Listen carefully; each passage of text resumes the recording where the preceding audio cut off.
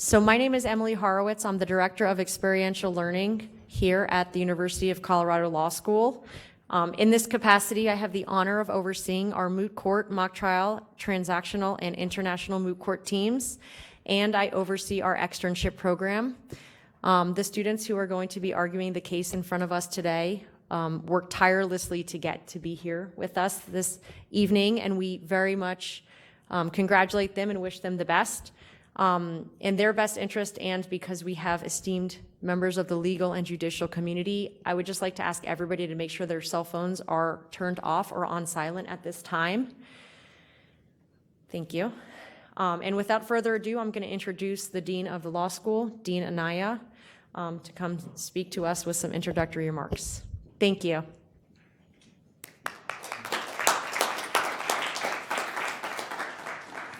Thank you, Emily.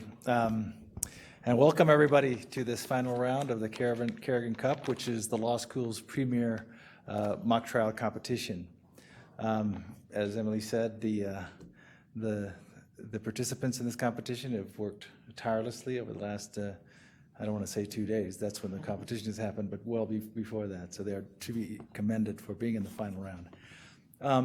This competition is made possible by the Carrigan Endowment, which was established by the generosity of Judge Jim Carrigan and Beverly Carrigan, who I'd like to recognize. She's here today. So please, Beverly, could you stand and be recognized? And their children and friends also participated in the establishment of the Carrigan Endowment. Sheila Carrigan, indeed, one of our distinguished judges who is going to be presiding over, or one of the on the panel hearing this case, is the daughter of Beverly and the late Judge Jim Carrigan. The Carrigan Endowment supports not only the Carrigan Cup competition, but also it provides valuable financial awards to the finalists in the competition. It also supports the law school's mock trial team, which participates in competitions and does so quite well. I should add, competitions all over the country.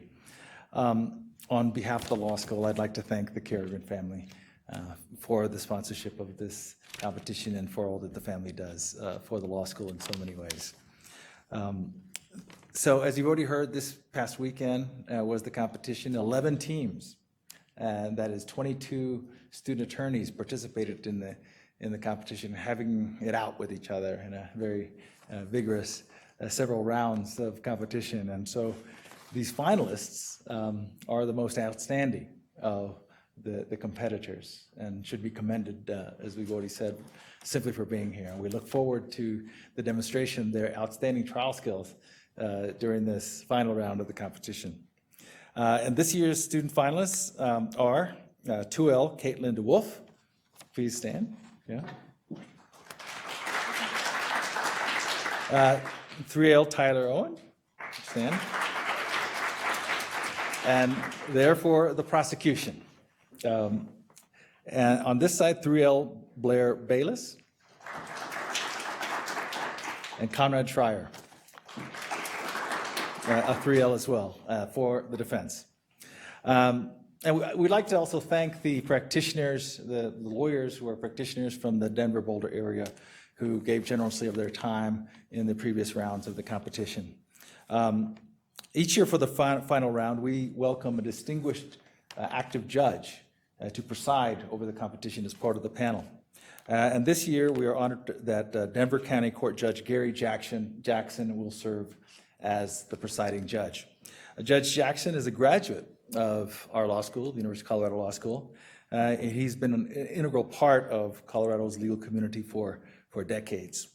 He has generously shared his legal knowledge and experience through mentoring programs and instruction throughout the state.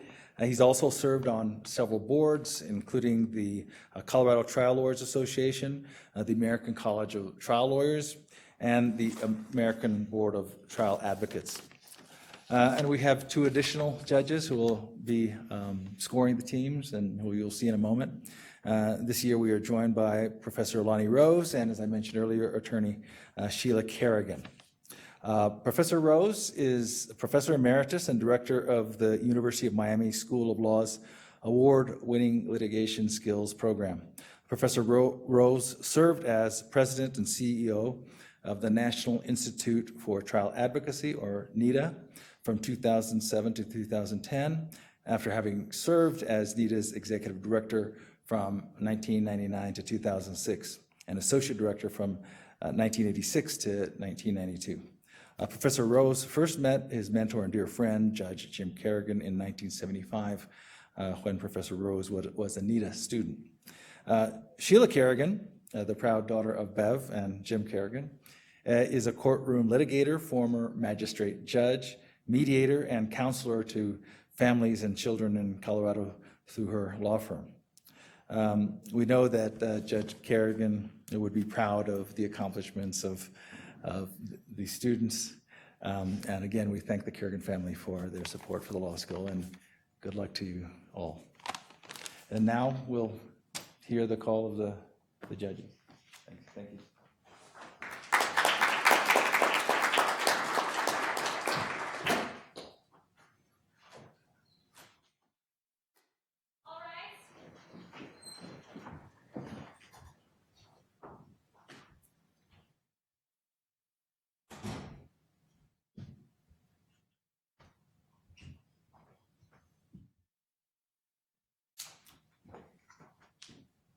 This court is now in session.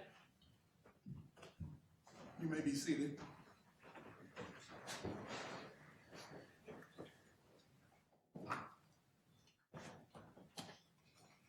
Well, good afternoon. My name is Judge Gary Jackson. I am on the Denver County Court bench. To my right is Judge Carrigan, and then to my left is Judge Rose. I'm not going to ask, and let me just start off with the caption on this case. This is the State of Lone Star versus Alan Blizzard. Case number 0000.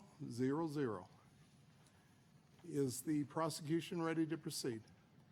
Yes, Your If the prosecution would enter their appearance, please. Honor. Yes, Your Honor. My name is Tyler Owen. All right. If you would, please. So, no, what I'd like for you to do is just read out the names of the witnesses that you intend to call. Oh, yes, Your Honor. We intend to call Joe Kubinski and then Detective Morgan. Thank you very much. You may be seated. The defense, if the defense would enter their appearance. Yes, Your Honor. Mr. Conrad Schreier and Ms. Bayless on behalf of the defendant, Mr. Alan Blizzard. Thank you. And if the defense would read off the names of the witnesses that you intend to call. Yes. Blair Bayless will be calling a Mr. Alan Blizzard, and Conrad Schreier will be calling a Miss Casey Snyder. All right, thank you. And are there any preliminary motions that the court needs to hear this afternoon? I'm going to start with the prosecution, since you have the burden of proof. What is, first of all, the nature of the motions, if any, that you have?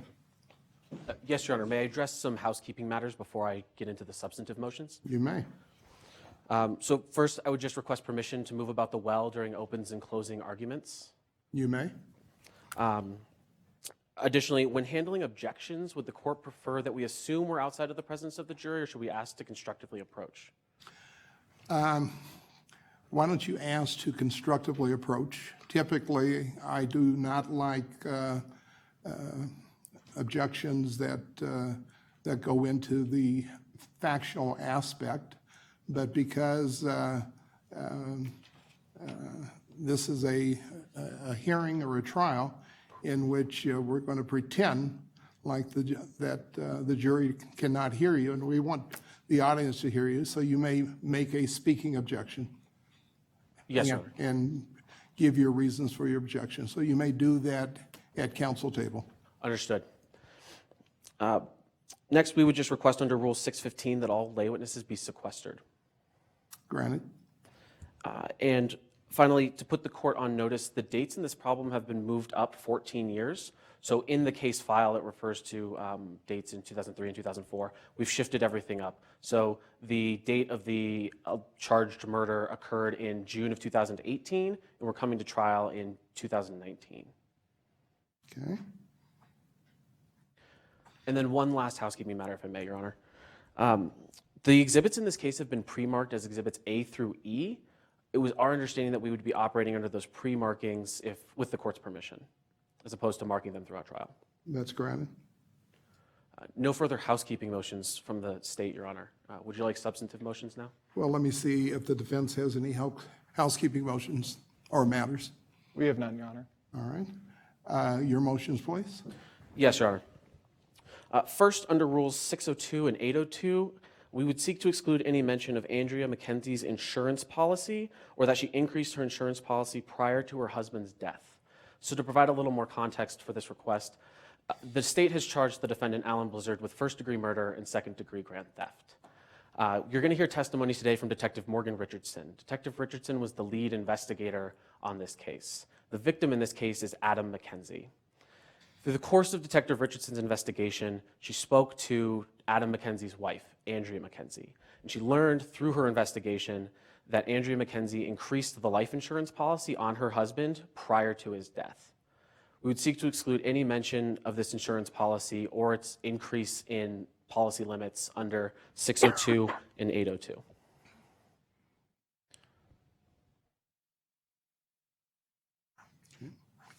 What's the response from the defense? The defense has no objection to that. Granted. And then I have one more substantive motion, Your Honor. Under Rules 104B and 901B2, we would ask the court to make a preliminary finding that the handwriting on Exhibit C is that of the defendant, Alan Blizzard. Again, some more context. Exhibit C, which is on page 41 of the case packet that I believe Your Honor has, is a note. It was a note received by Detective Richardson through the course of her investigation. Now, there is a witness who can testify to the authenticity of the handwriting on Exhibit C. However, given the constraints of mock trial, this is a witness assigned to the defense and is not a witness that the prosecution would call in their case in chief if so permitted. So we would ask that the court make a preliminary finding that the handwriting is that of the defendant, Alan Blizzard, so that we may discuss it on our case in chief. The response of the defense? Yes, Your Honor. We believe that they won't be able to lay foundation. In fact, if we may make an offer of proof, You may. the detective did not know the handwriting belonged to Alan Blizzard, and therefore it would be inappropriate for him to testify regarding that.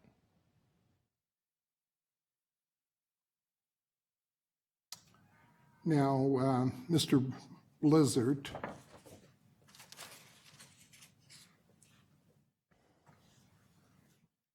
let me ask this question from the prosecution. Mr. Blizzard, I believe at one point in time, was married. Yes, Your Honor. Was there any contact with the spouse regarding the identification of his handwriting? No, Your Honor. Okay. Was there any contact with any other person that had contact with Mr. Blizzard, let's say within a year of his of this particular incident, that would be knowledgeable about his handwriting? Yes, Your Honor. In fact, there is. There's a witness that the defense will call Casey Snyder, who was an employee at the defendant's place of business, Armadillo Skate World, which is the skating rink that will come up many times in this case today. Casey Snyder will be able to testify to recognizing this handwriting as that of the defendant. And you say he is available to testify as a witness? Yes, Casey Snyder is available to testify as a witness. And was Casey Snyder one of the listed witnesses either by the prosecution or the defense? Yes, on the defense, Your Honor. Okay.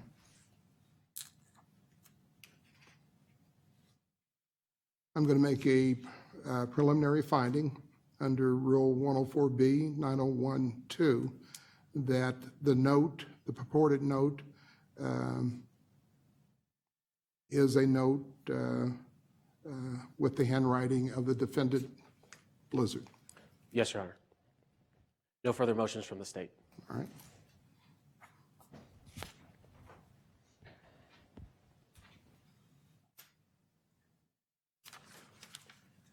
Any motions from the defense? Yes, Your Honor. First, the defense seeks to exclude the statements from Detective Richardson regarding his conversation with Mr. Blizzard's attorney. This conversation was about the ATM machine and whether or not he had called Mr. Blizzard back. Under 502, only the defendant would be able to waive that privilege, and at no point in the past or present has Mr. Blizzard waived his attorney-client privilege.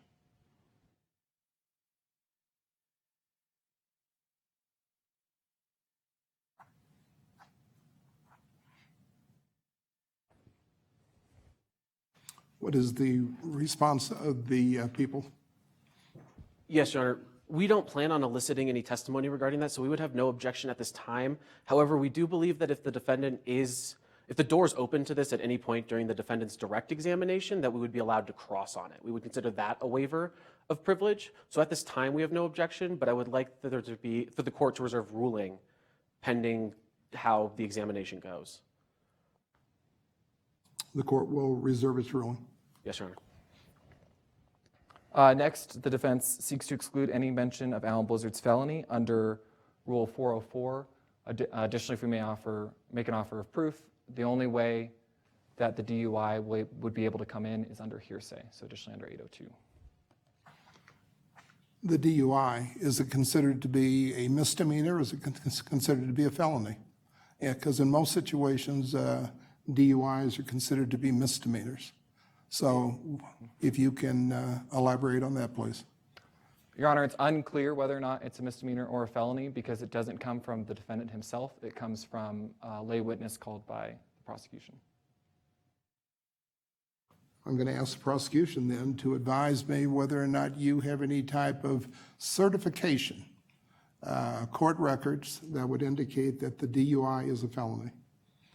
Your Honor, we don't plan on getting into this testimony. We don't believe it's relevant in today's proceedings, so we would have no objection to excluding any mention of it. Okay. The DUI will be excluded. There should be no mention of the DUI at any time during the course of this trial.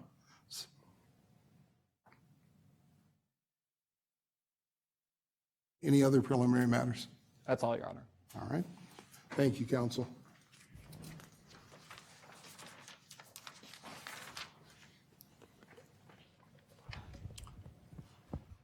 Counsel, at this time, I'm going to have the people provide to the court and to the jury an opening statement. I'm going to limit that opening statement to no more than 10 minutes. Yes, Your Honor.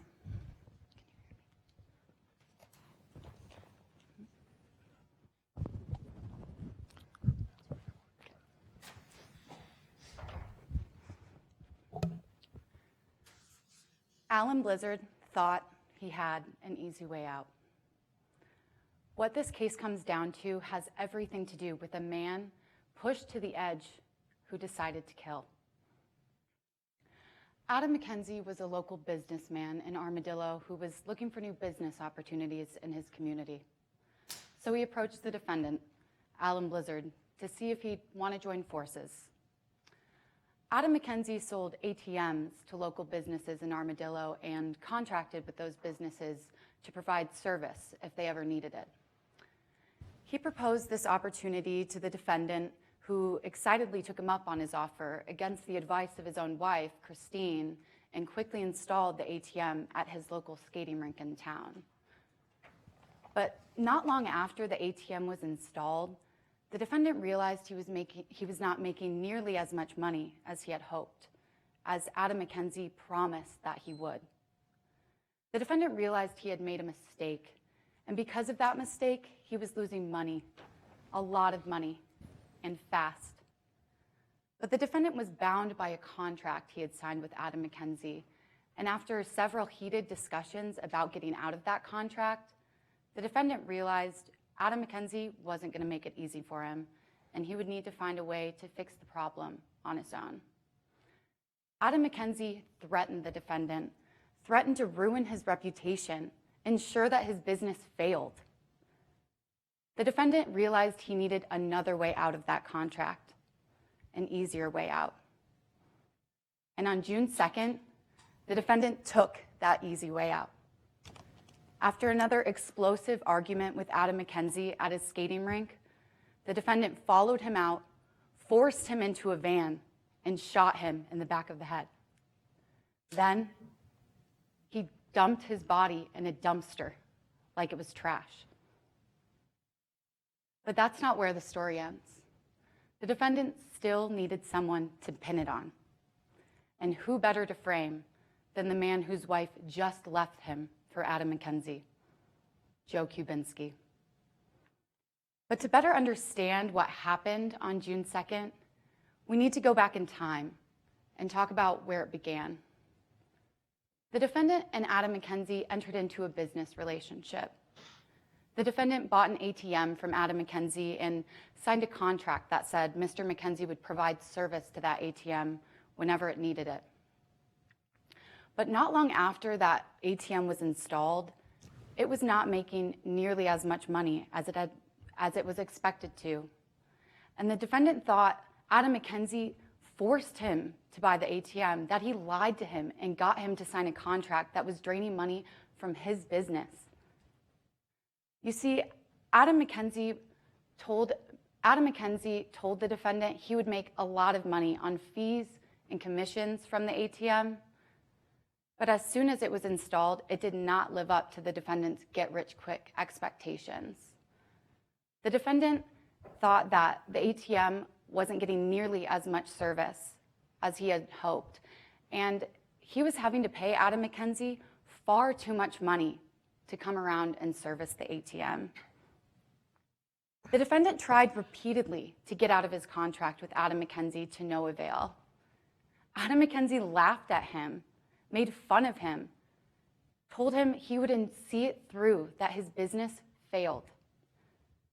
And on June 2nd, after one final explosive argument with Adam McKenzie, the defendant had had enough.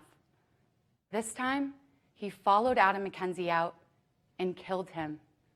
And then he pointed the blame to Joe Kubinski. But why Joe Kubinski? Because he was an easy, believable suspect. Joe Kubinski's wife, Christy Kubinski, had been having a long, ongoing affair with the victim, Adam McKenzie. And this was a serious affair. It was so serious that Christy Kubinski left her husband to be with Adam McKenzie. It was so serious that everyone in town knew about it. The defendant knew about this affair and knew it would give Joe Kubinski the perfect motive for Adam McKenzie's murder. But you'll hear from Joe Kubinski today. And when you do, he'll tell you about his wife's affair himself. He'll tell you how it was embarrassing for him, how he doesn't like to talk about it. But he'll also tell you that he was also at the defendant's skating rink on June 2nd. And while he was there installing carpet at the defendant's request, his van was stolen from the parking lot. This was, of course, the defendant's way to link Joe Kubinski to the crime. The van was the place where the murder happened. But when you hear from Joe Kubinski today, he'll tell you that he never let anyone use his van, let alone the defendant. So the defendant's fingerprints being found in the van don't make any sense. And he'll also talk to you about how Adam McKenzie's body was found in the dumpster behind his carpet shop in town. This was, again, the defendant's way to implicate Joe Kubinski in this crime. But as you hear this evidence today, ask yourself, why would you dump a body behind your own business in town? It doesn't make any sense. You'll also hear from the lead investigator in this case today, Detective Morgan Richardson, who has over 20 years of law enforcement experience under her belt. Detective Richardson will talk to you about her investigation in this case and all of the evidence that brought her to her determination to bring charges against the defendant, Alan Blizzard. She'll talk to you about all of the people she spoke with who brought her to the defendant. She'll talk to you about all of the physical evidence linking the defendant to the crime. And she'll, lastly, tell you how no one can corroborate the defendant's alibi during the time Adam McKenzie was murdered. Today, we've charged the defendant, Alan Blizzard, with first-degree murder and second-degree grand theft. The evidence will show that the defendant needed to get out of his contract with Adam McKenzie, that Adam McKenzie pushed him to the edge, that he had had enough and he killed Adam McKenzie and stole Joe Kubinski's van to cover it up. Later, my co-counsel, Tyler Owen, will explain to you the law. He'll explain to you the elements which define the crimes of first-degree murder and second-degree grand theft, and he'll tell you what we must prove beyond a reasonable doubt to sustain a conviction. But keep in mind as you hear this case today that Alan Blizzard thought he had devised the perfect plan in framing Joe Kubinski. He thought he had an easy way out. Thank you, counsel.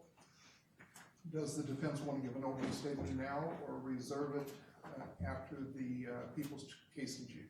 Your Honor, the defense will give an opening statement now. You may proceed. Yes, Your Honor.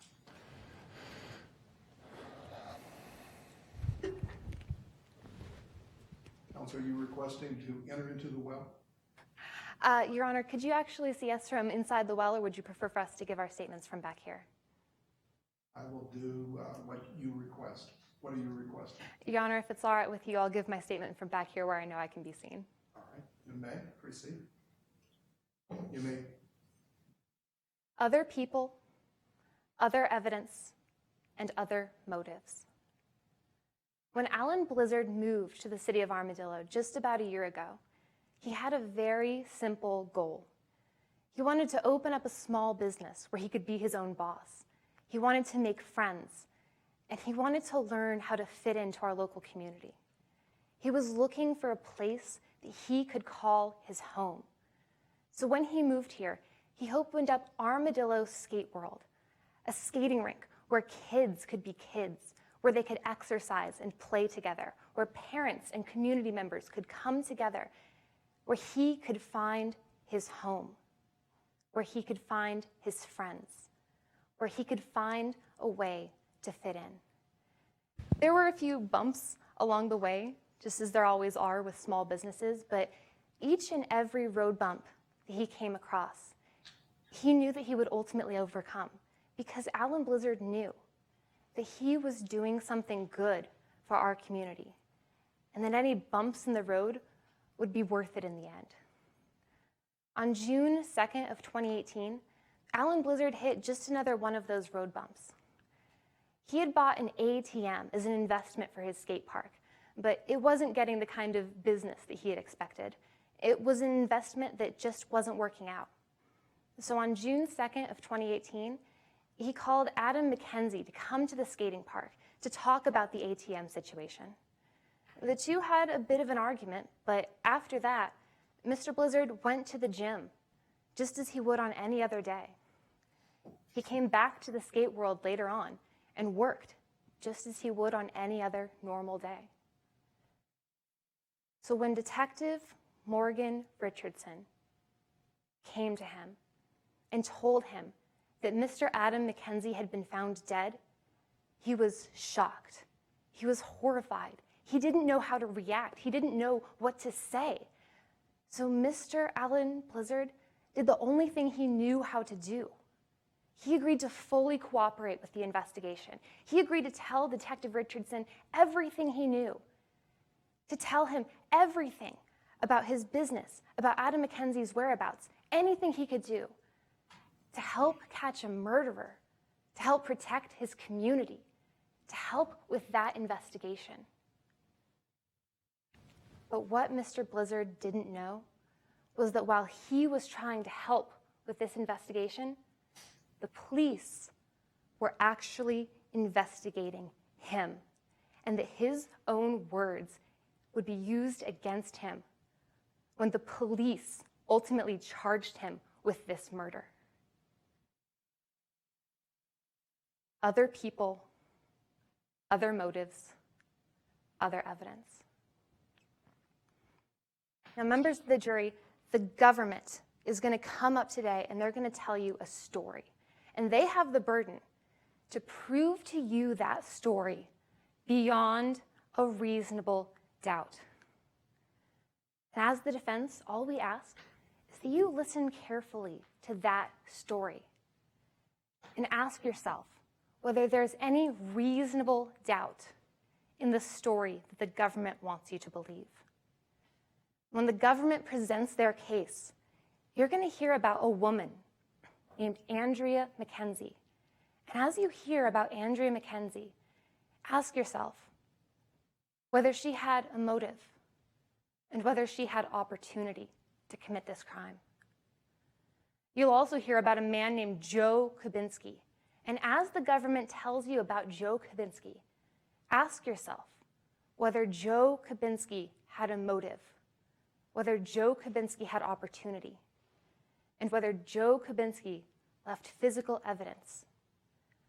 As you listen to their story, ask yourself whether there's any reasonable doubt in the story that they've told you. Now, we as the defense, we have no burden. We don't have anything to prove to you today.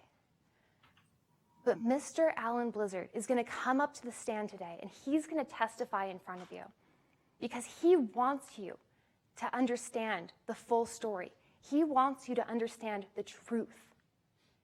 He wants to tell you that when he came to Armadillo, all he wanted was to open up a business, a place for children, where kids could be kids, that he was looking to fit in, that he was looking to find friends. He's going to tell you that he was shocked and horrified that anyone would ever think that he committed this crime. He wants you to understand what happened on June 2nd of 2018. As the defense, all we ask of you is that you carefully listen to the testimony today, that you carefully consider the evidence that the government is going to present before you. Don't be afraid to ask questions. Don't be afraid to question the government's story. And don't be afraid to ask whether there were other people, other motives, and other evidence involved in this case that might give you reasonable doubt as to the story the government wants you to believe. And that story is that Alan Blizzard, a man who came to our community to make friends and fit in, is such a violent man that he would murder another man simply to save money on ATM fees. But members of the jury, that's not the man you have in front of you. That's not the man who came to court to testify today. That's not the Alan Blizzard that you're going to meet today. Carefully listen to the testimony today. And at the end of trial, my co-counsel, Mr. Conrad Schreier, will come before you, and he's going to talk to you a little bit more about the reasonable doubt that is riddled through the government story. And because of that reasonable doubt, he's going to ask you to find the defendant, Alan Blizzard, not guilty.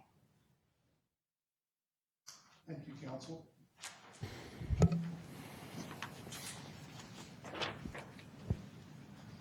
If the people would call its first witness. Yes, Your Honor. Briefly, before I do so, may I constructively approach? You may. I missed a housekeeping matter, and I just want to address it now before we get started. We just ask that the jury instructions be constructively read to the jury prior to closing arguments so that we may refer to them during our closings. Granted. Yes, Your Honor. And with that, we'd call our first witness, Joe Kubinski.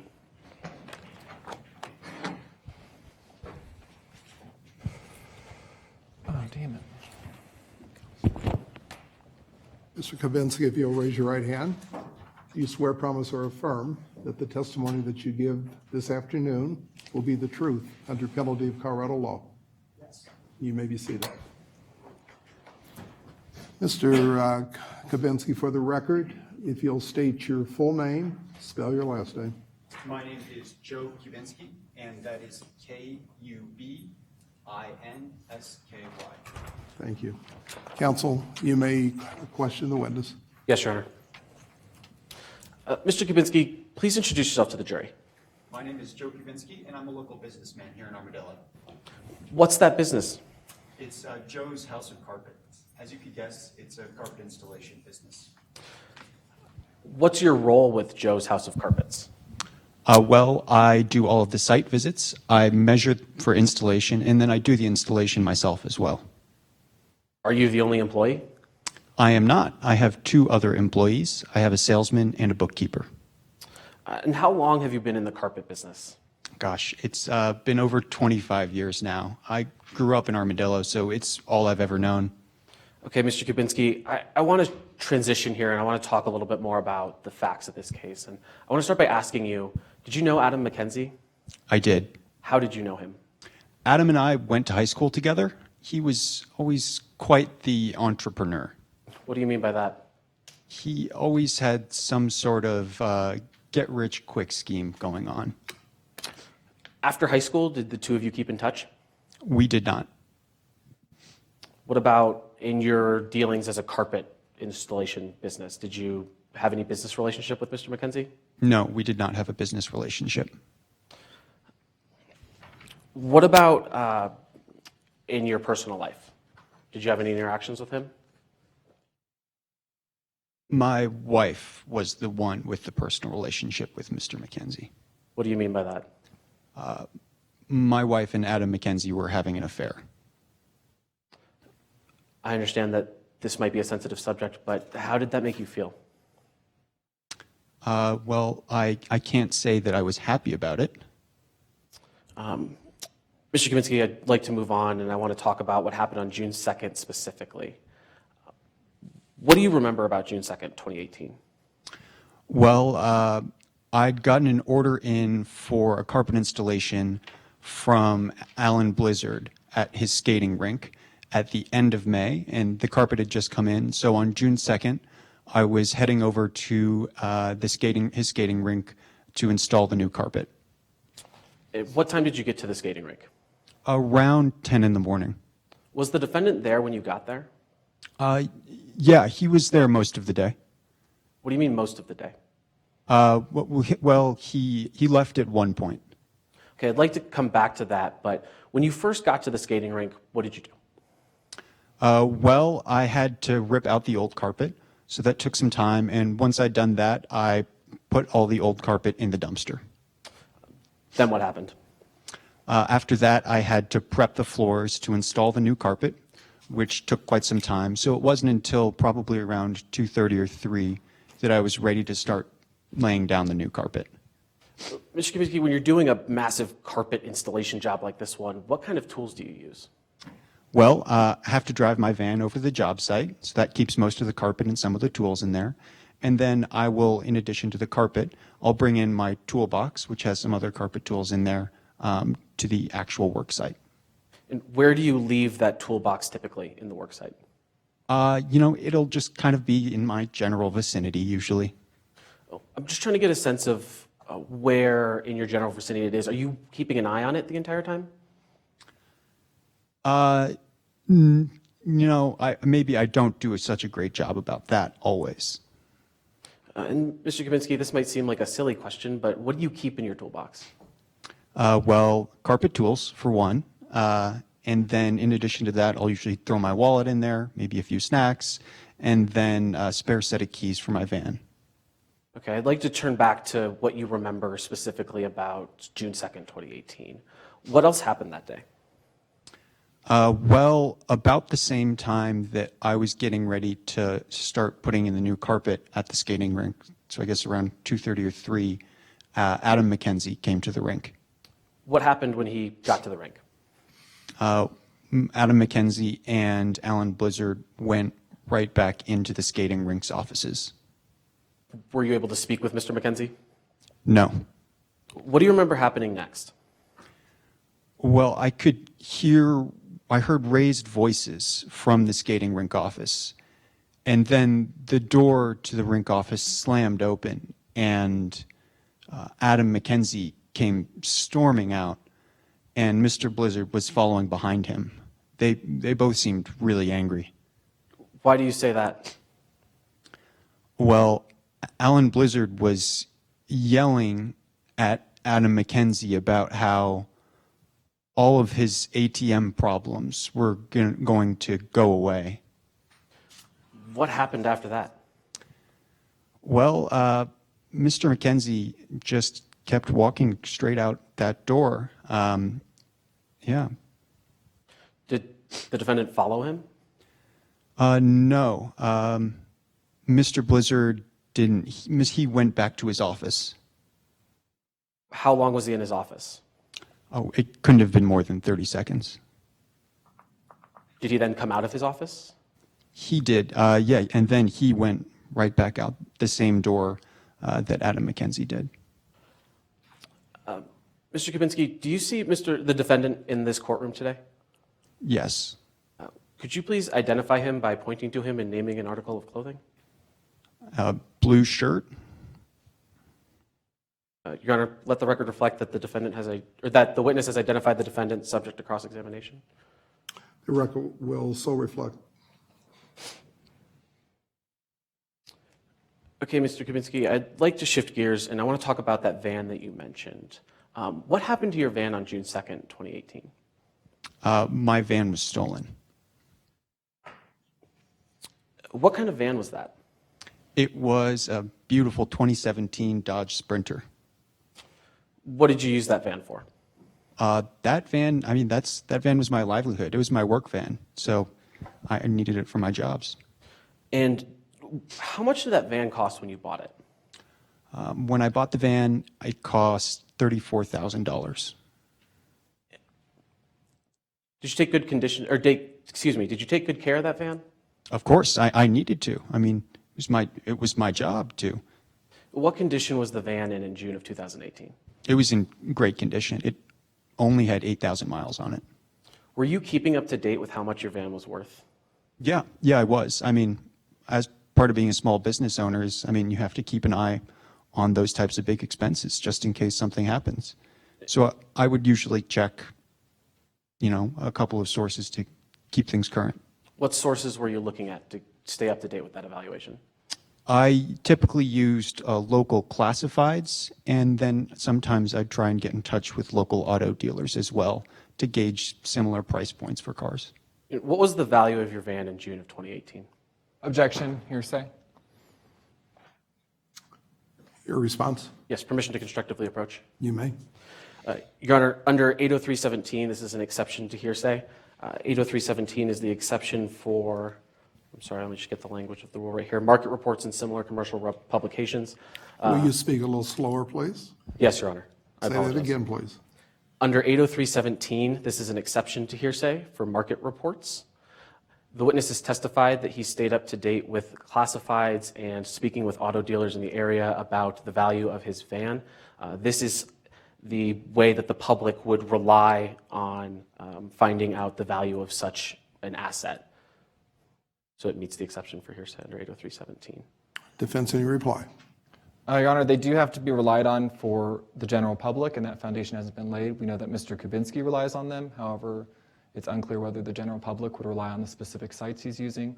Also, I believe 803.17 requires the actual printouts to be present at trial.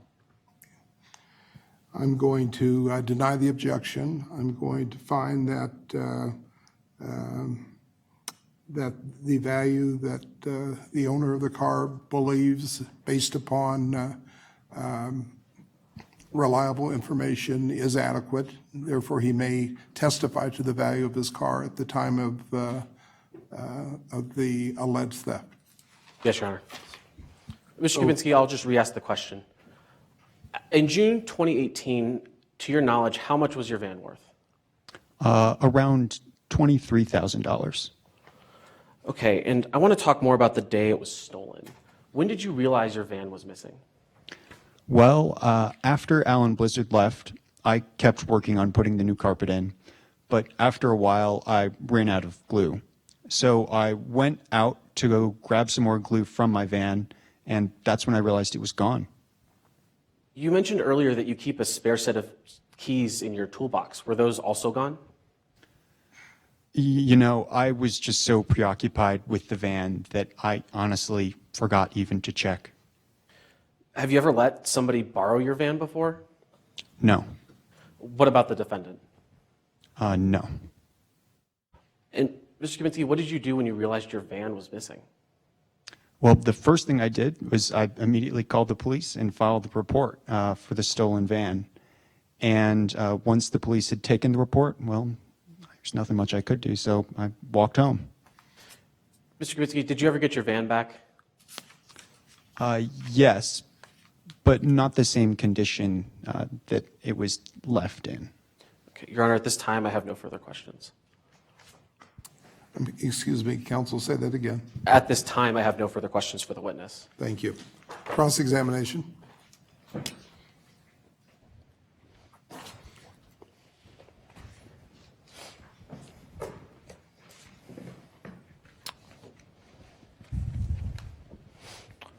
So first, I'd like to begin with just a few more foundational questions. Mr. Kubitsky, you're 5 feet and 8 inches tall, Yes, and you're still married to a Miss Kubitsky? I am. And regarding June 2nd, you can't give me a specific time when you left the rink?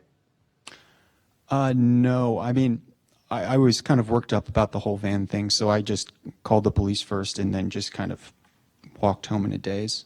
And I'd like to know that I know you'd like to get your story out, but specifically, you can't give me a specific time. No, I can't. And so I'd like to go on to some finer points regarding your van. You kept a spare set of keys in your toolbox, I did. but you also had a set on you that day. Yes. And that set was with you the entire day. Yes. So the entire day you would be able to access your van. Yes. And at any point on June 2nd, you never noticed either of your sets of keys missing. No, although I can't say I check to see if they're missing all that frequently. Well, I keep my keys in my pocket, but I can't say that I check the ones in the toolbox all that frequently. But you never noticed any of them missing. No, I did not. Now, you never let anyone drive your van. No, not to my knowledge.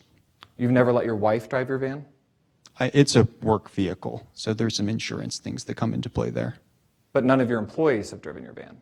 Well, they work in the office. But they still have not driven your van. No. All right, so I'd also like to get some information. You talked about the affair regarding Mr. McKenzie. You were aware on June 2nd that that affair was taking place. I was. And when you first saw Mr. McKenzie on June 2nd, you knew him as the man who was having an affair with your wife? Among other things, yes. And you believe Mr. McKenzie was scum?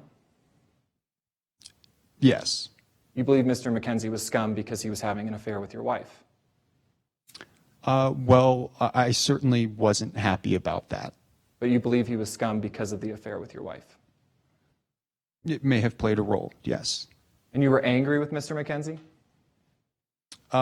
Well, at the time, perhaps, but in hindsight, and having worked through some things with the fellows at the bowling league, I think I'm a happier man today. But on June 2nd, you were angry with Mr. McKenzie because of the affair with your wife? Yes. And you're not sorry he's dead? Objection, relevance? Sustained. Next question. Now, I'd like to talk about after you left the rink. You claim you left the rink after you discovered your van was missing. Yes. You did this without looking for your spare keys. No, I was just so concerned about the van itself at that point. But at this point, you still had your set of keys. Yeah, And you claimed you then walked home, I did. but you can't point to anyone who can testify to that? Well, I wasn't greeting people on the street on my way home, so no. But you can't say that anyone saw you walking home. Objection, calls for speculation as to whether or not someone would have seen him walking home. Sustained. Do you know of anyone who saw you walking home that day? Objection, calls for speculation. Overruled. You may answer the question. Can you repeat that, please? Do you know of anyone who saw you walking home that day? Not of anyone specifically. No further questions. Rebuttal cross. Rebuttal examination. Once, if I may have a second, Your Honor.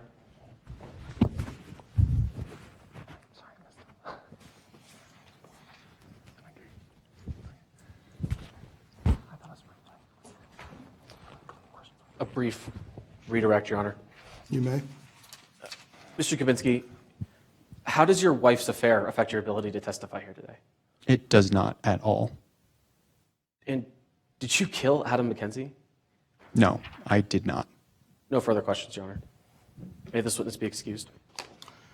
Witness, you may be excused. Thank you very much.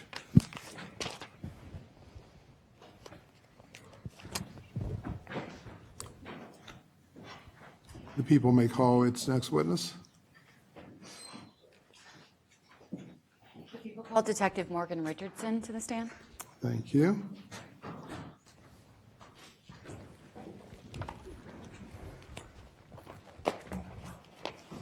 Detective Richardson, do you swear, promise, or affirm that the testimony that you give this afternoon will be the truth under penalty of Colorado law? Yes. Please have a seat. Your Honor, before we begin, at this time, I'd ask that substantive stipulations 4 and 5 on pages 4 and 5 of your casebook be read to the jury.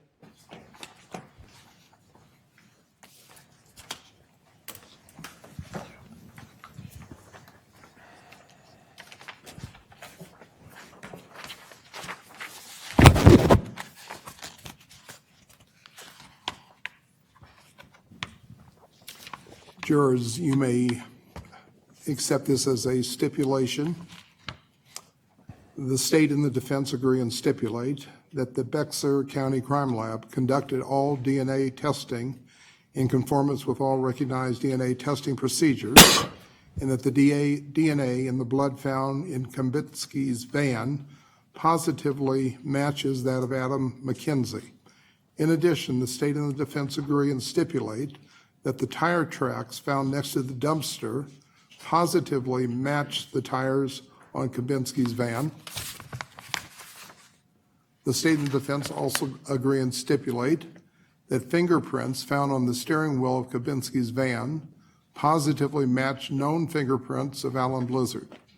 Finally, the state and the defense agree and stipulate that the only fingerprint of value found on the bullet casing recovered from Kambitsky's van positively matched known fingerprints of Adam McKenzie. The state and the defense agree and stipulate that the medical examiner, Scott Samus, found traces of arsenic in Adam McKenzie's hair, fingernail, and tissues during the autopsy. However, the cause of McKenzie's death was a single gunshot wound to the head. Detective, if you would please, before you testify, will you state your full name, spell your last name? Yes, my name is Detective Morgan Richardson, Richardson. Counsel, you may inquire. You mentioned you're a detective. Where do you work? I am a detective with the Armadillo City Police Department in Behar County. Did you work on this case? Yes, I was assigned to this case involving the murder of Adam McKenzie and the theft of Joe Kubinski's van. What charges were ultimately filed against the defendant in this case? First-degree murder and second-degree grand theft. Before we get into the specifics of this case, can you talk a bit about the education and experience you have to become a detective? Yes, I finished my police academy training in the fall of 1999, and I have been a detective with the Armadillo City Police Department for nearly 20 years. As a detective, do you specialize in any kinds of cases? I am assigned to the Major Crimes Unit, and I typically handle homicides. Now I want to turn to your work on this case. How did you initially become involved? Our dispatcher received a call reporting a body found behind a small warehouse complex. I received a call on the morning of June 3rd, and I got to the scene at around 9:30 a.m. You mentioned the body was found behind a small warehouse complex. Is that complex located in Behar County? Yes. In Armadillo Lone Star? Yes.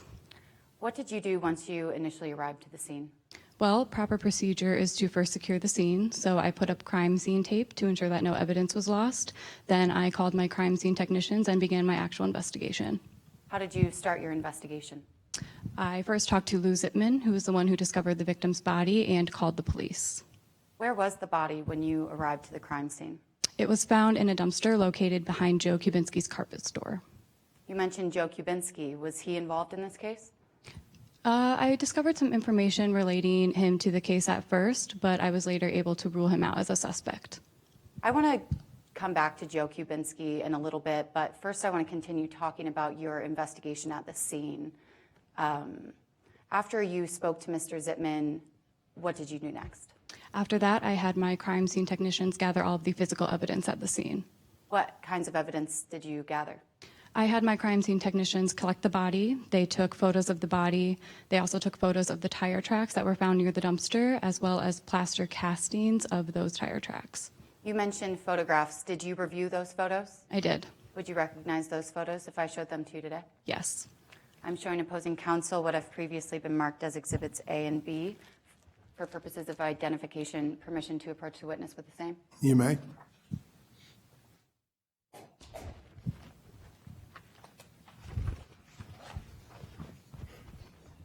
Detective, I've just handed you Exhibits A and B. What are these? Exhibit A is a photo of the body as we found it at the scene, and Exhibit B is a photo of the tire tracks that were also found at the scene.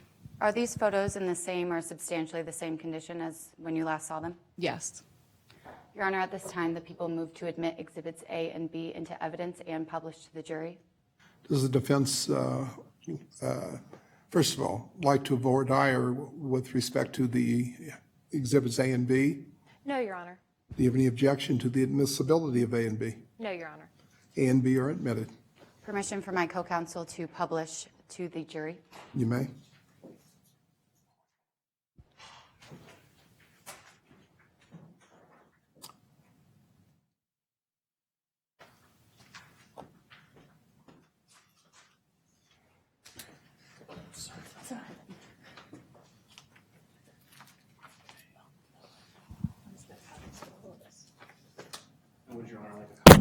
That's fine, I can share.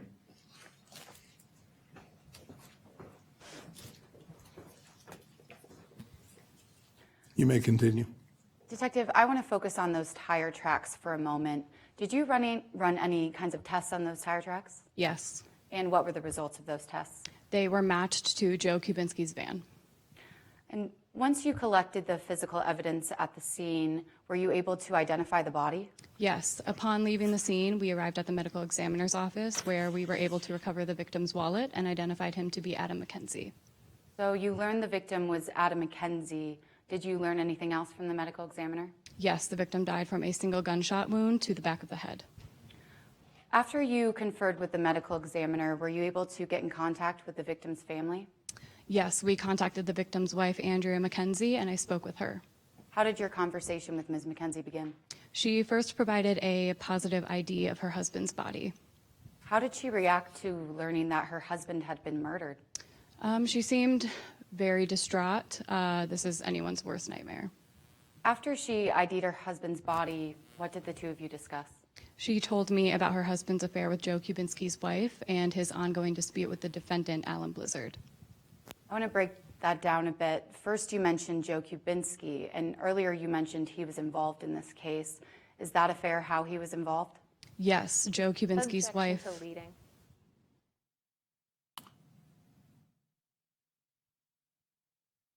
Overruled. You may answer the question. Yes, Joe Kubinski's wife, Christy Kubinski, and Adam McKenzie were having an affair. And we initially thought that this gave Joe Kubinski possible motive. But as I said, we were later able to rule him out as a suspect. Then you mentioned the defendant, Alan Blizzard. Is this how you learned of his involvement? Yes, he was having a dispute with the victim over money. Were you able to speak with the defendant or Joe Kubinski about what Ms. McKenzie had told you? Yes, immediately after speaking with Ms. McKenzie, I went to find Joe Kubinski, and I found him at his home. How did he react to your visit? He seemed glad to see me. He inquired about his missing van, which we still had not found at that time. So you mentioned his missing van. What do you mean by that? Joe Kubinski reported his van stolen from the defendant's skating rink on the afternoon of June 2nd. So Joe Kubinski was at the defendant's skating rink on June 2nd. What was he doing there? He was installing carpet for the Objection to defendant. lack of foundation. Sustained. Rephrase your question. Were you able to discuss with Joe Kubinski about what he was doing on the day his van was stolen? Yes, he told me he was there installing carpet for the defendant. Were you ever able to find his van? Yes, we recovered the van about 2 days after we discovered the victim's body. Were you able to inspect the van? Yes, and we discovered evidence relating to the Adam McKenzie case. Did you test that evidence? Yes. What kind of evidence did you find? We found bloodstains, which we later positively identified as belonging to Adam McKenzie. Did you find anything else in the van? Yes, we found a spent 9mm gun casing. Was the van dusted for fingerprints? Yes. And were there any fingerprints found in the van? Yes, we discovered both Joe Kubinski's and Alan Blizzard's fingerprints inside the van. So the defendant's fingerprints were found in Joe Kubinski's van. Were you able to ask Mr. Kubinski about this? Yes, and Mr. Kubinski could not recall a time where he gave the defendant the keys to his van. After you discussed his missing van, were you able to talk about Adam McKenzie's murder? Yes, I let him know that I was there to talk about the fact that we discovered Adam McKenzie's body behind his carpet store. How did he react to that? He seemed genuinely shocked and confused as to why a body would be found behind his store. Were you able to ask him about his wife's affair with the victim? Yes, and he confirmed the affair. How did that information factor into your investigation? Well, that combined with the location of the body and the tire tracks made me question whether someone was trying to frame Mr. Kubinski for the murder. Objection, Your Honor. This is to speculation. Your response? Yes, Your Honor. This is this witness's rationally based perception based on the evidence that she collected, the people that she spoke to, and her rationally based perception of her investigation based on that evidence and what it led her to believe through the course of that investigation. Is it also based upon her experience as a detective in major crimes? Yes, Your Honor. Okay. Overruled. You may respond. Can you repeat the question? Like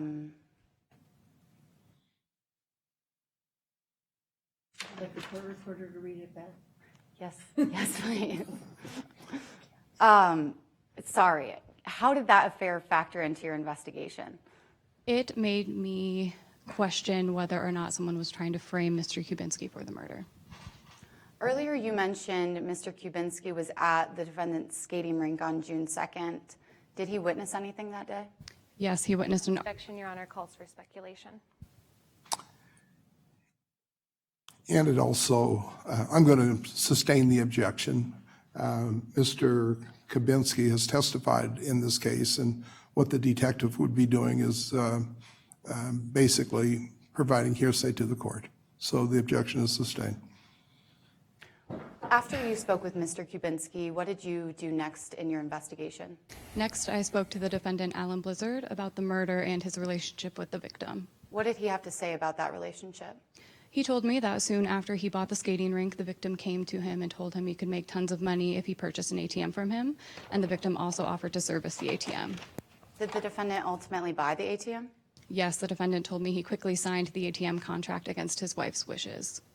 What does that have to do with Objection, this? Your Honor, to hearsay as to the wife's wishes. Sustained. I'll strike that portion of her testimony. Yes, Your Honor. What did that have to do with this investigation? Well, soon after the ATM was installed, the defendant told me he began experiencing problems with it, and this caused some serious strife between him and the victim. What kinds of problems was the defendant having with the ATM? The defendant was receiving many complaints that it wasn't working. The defendant wasn't getting the fees that he was promised, and he was having to pay the victim a lot of money to service it. Was there any other way that those ATM problems were relevant to your investigation? Yes, I received an envelope containing a note about the ATM problems that pertained to my investigation. When did you receive that note? I received the note the day after we found the body, which was on June 4th, and it was postmarked for June 3rd. Would you recognize that note if I showed it to you today? Yes. I'm now showing opposing counsel what have previously been marked as Exhibits C and D for identification. Permission to approach the witness with the same. You may.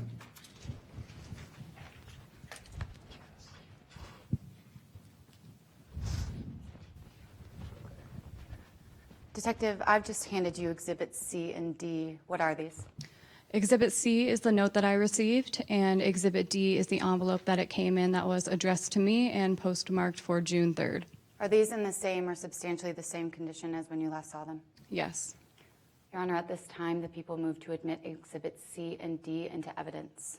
Does the defense have any questions regarding Exhibits C and D? Yes, Your Honor. The defense would like to voir dire the detective on this exhibit. You may.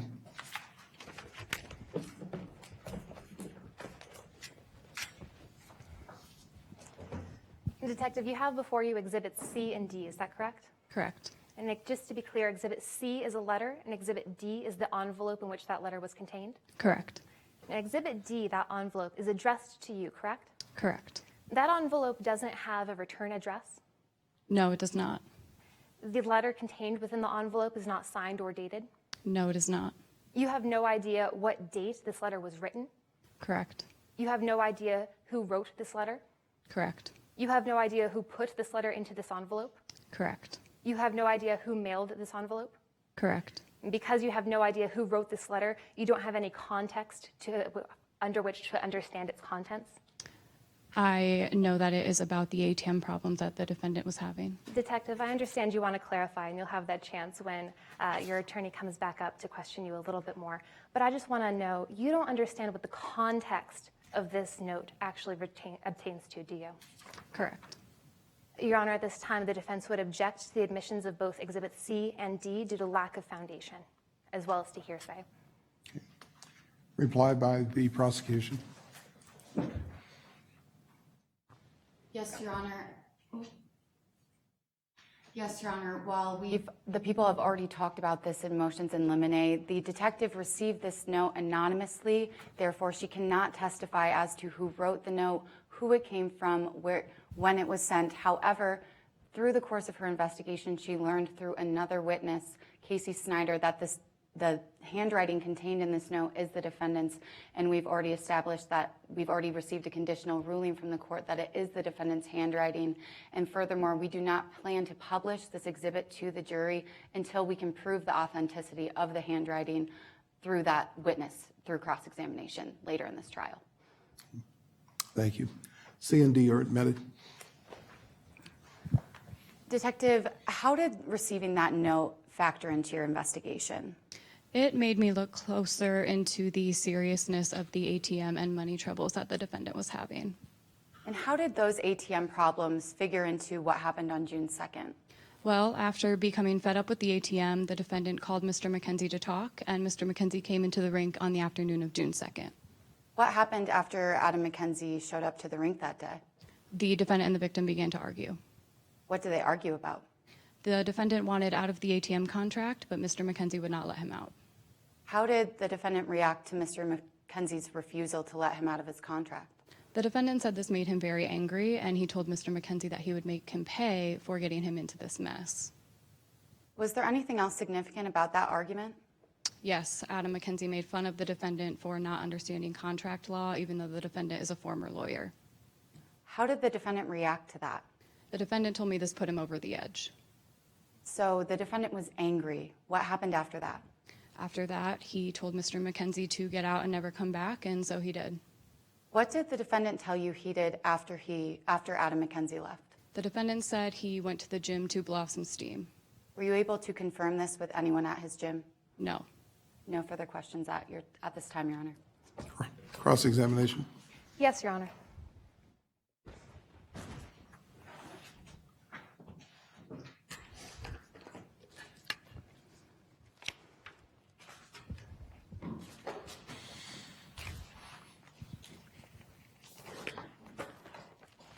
Detective, I'd like to start by asking you a few questions about Andrea McKenzie. Now, you mentioned on direct examination that you interviewed Andrea McKenzie? Yes. And Andrea McKenzie is the victim's wife? Yes.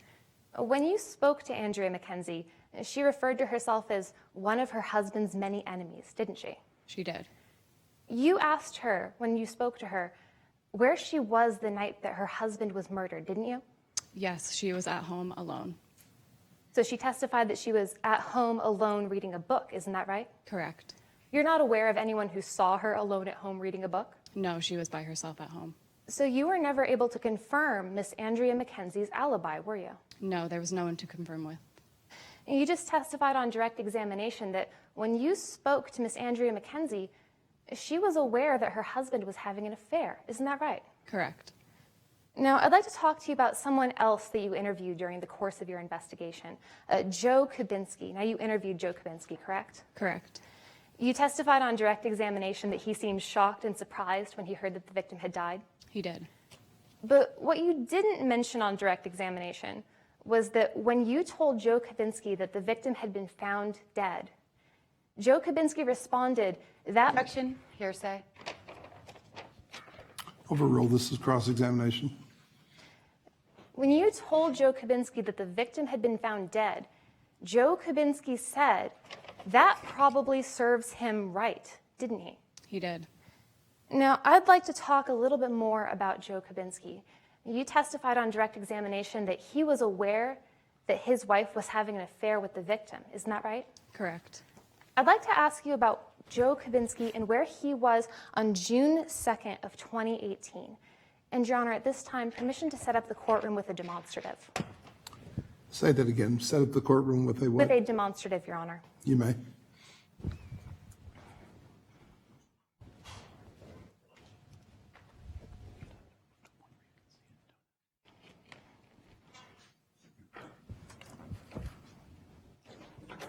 Before we set it up and before the jury sees this demonstrative, have you made it available to the prosecution? Yes, Your Honor. This is a blank demonstrative that merely features a timeline, and I will be creating the demonstrative through cross-examination. Okay, you may proceed.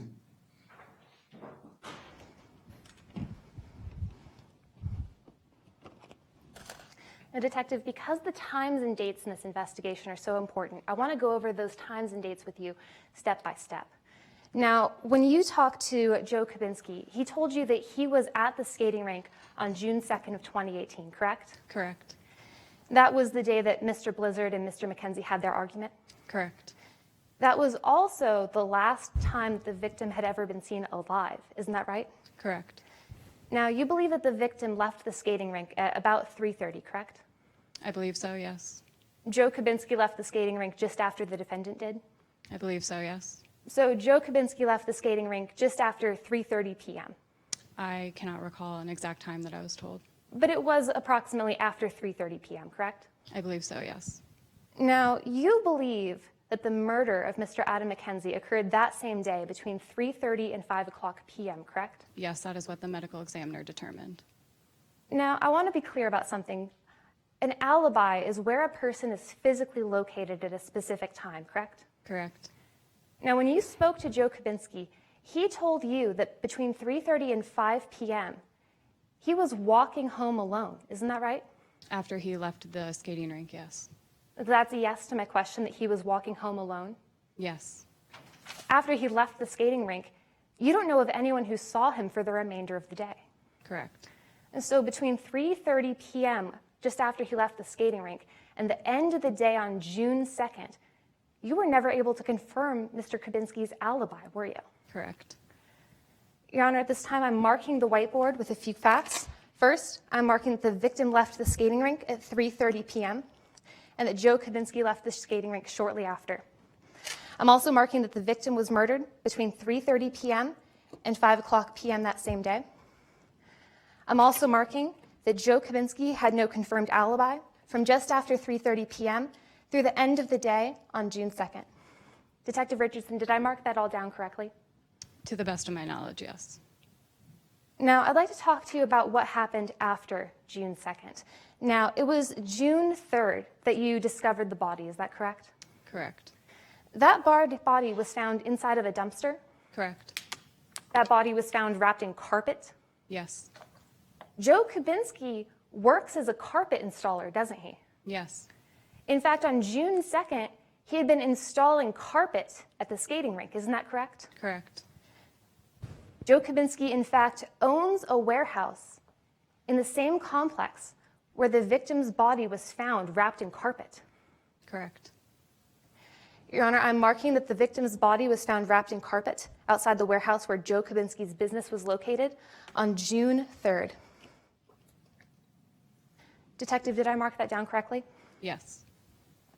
Now, I'd like to talk to you about some of the physical evidence that you found in this case.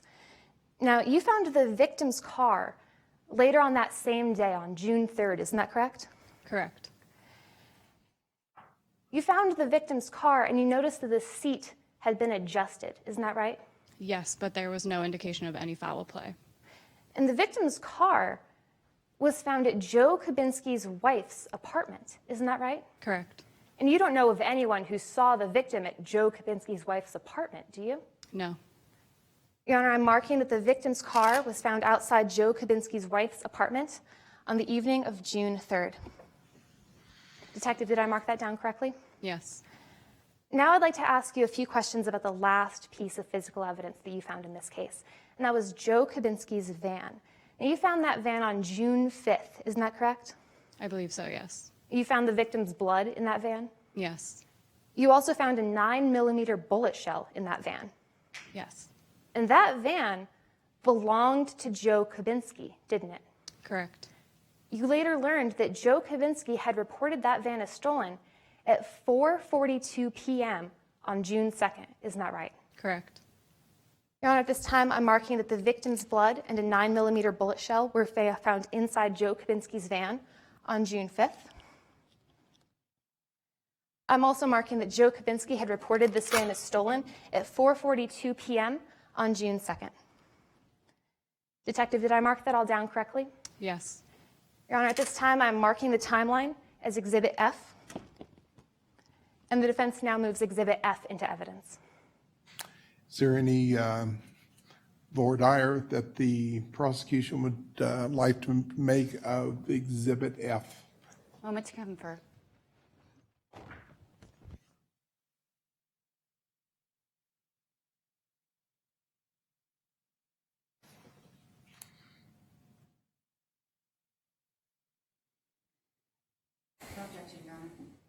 Exhibit F is admitted, and it may be published. And Your Honor, at this time, permission to publish to the jury constructively. That's granted, and we've seen it. You may continue. Detective Richardson, despite the evidence that you contacted in this case, you never seriously considered Andrea McKenzie as a suspect in this murder, did you? Correct. And despite all this evidence, you ultimately ruled out Joe Kubinski as a suspect in this murder, didn't you? Yes, because there was overwhelming evidence pointing to the defendant, Alan Blizzard. And Detective, I understand that you have a story to tell, but I just want to get some clarification for the jury. And despite the evidence you contacted in this case, you ultimately decided to rule out Joe Kubinski as a suspect. Is that correct? Because of the evidence in this case, I ruled out Joe Kubinski, yes. No further questions, Your Honor. Any redirect by the people? Yes, Your Honor.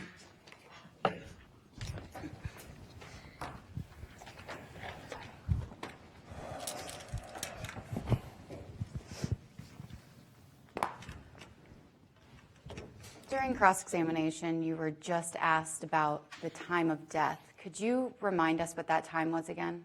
Yes, it was between 3:30 and 5 o'clock p.m. on June 2nd. And why was that time of death significant to your investigation? That was a time frame where the defendant had no alibi, and it was the determined time frame of the murder. No further questions, Your Honor. Thank you, Detective. You may step down.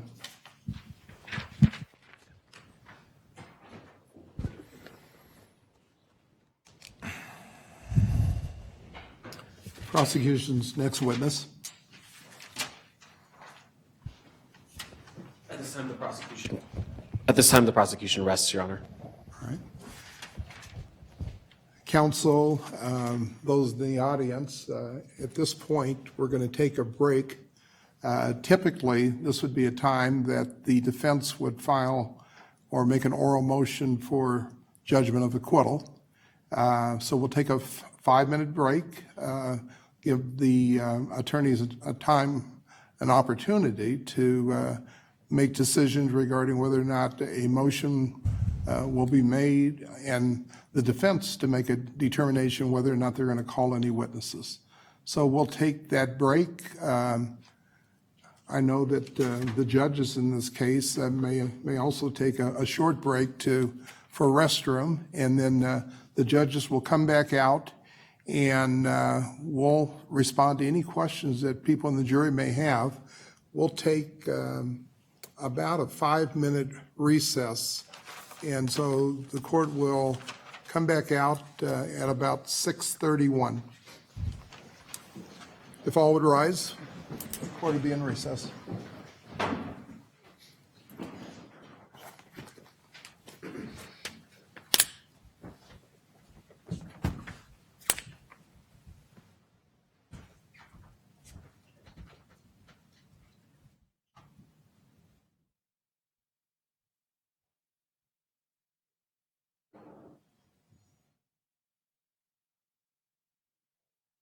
may be seated.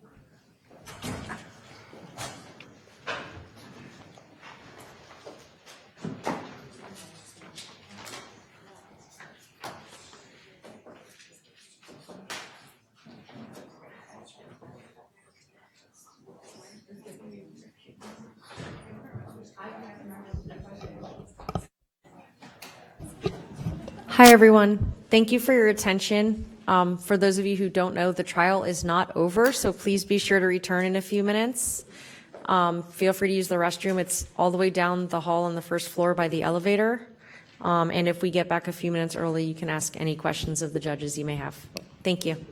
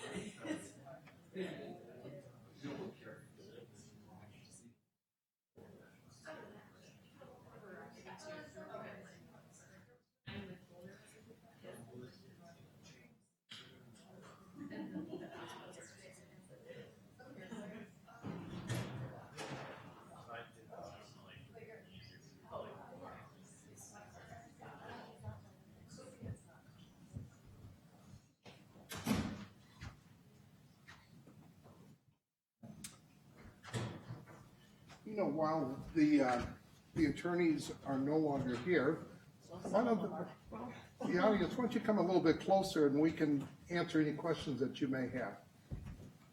Don't be shy. Come on down closer to us.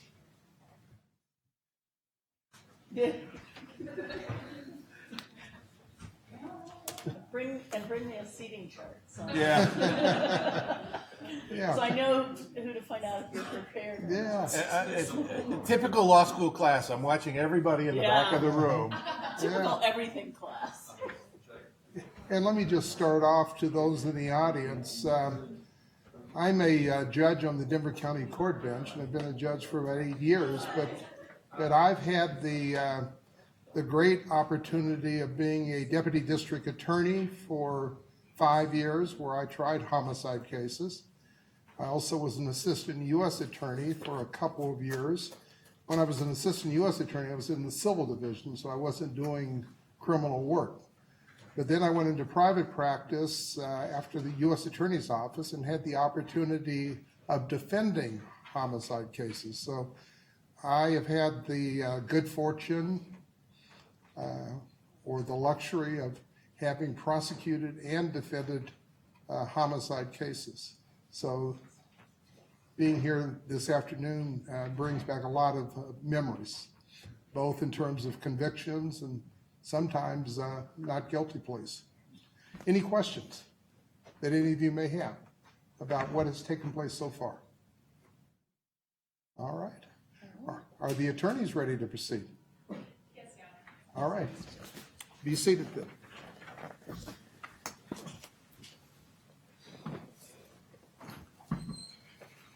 Is there a motion for judgment of acquittal? Yes, Your Honor, at this time.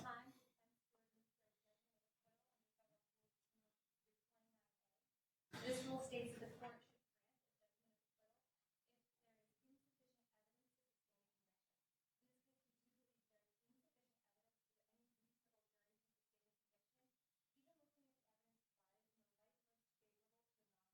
should first on this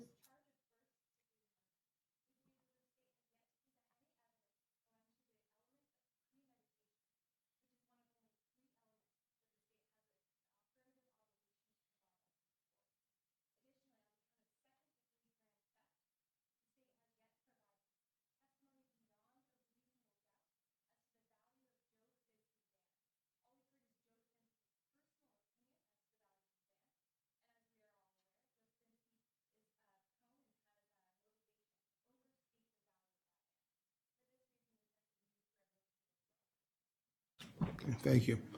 Response by the prosecution.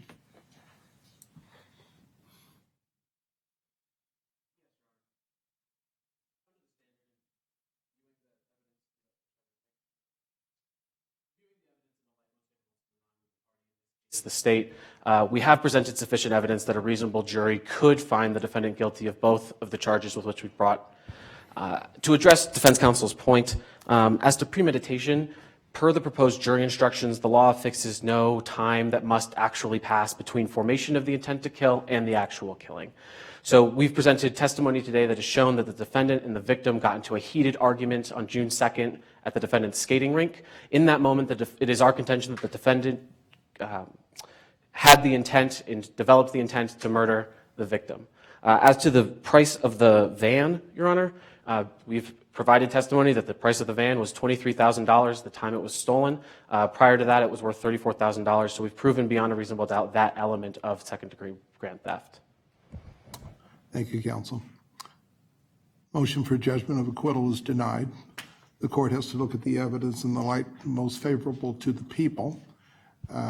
The people in this case have called 2 witnesses. They have introduced a number of exhibits. Based upon the testimony of the 2 witnesses and the exhibits, the court feels that the people have sustained their burden. At this time, does the defense intend to call any witnesses? Yes, Your Honor. First, the defense calls Mr. Alan Blizzard to the stand. Mr. Blizzard, if you'll come forward, please.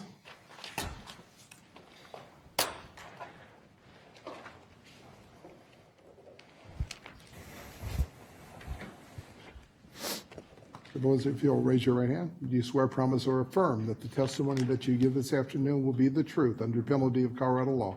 Yes, I do. Please have a seat.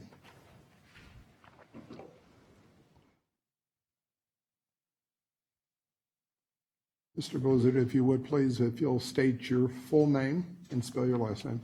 Yes, Your Honor. My name is Alan Blizzard, B-L-I-Z-A-R-D. Okay. And Mr. Blizzard, at this time, are you in custody? Yes, Your Honor. Okay. You may inquire. Mr. Blizzard, what do you do for a living? What is the name of the local skate rink?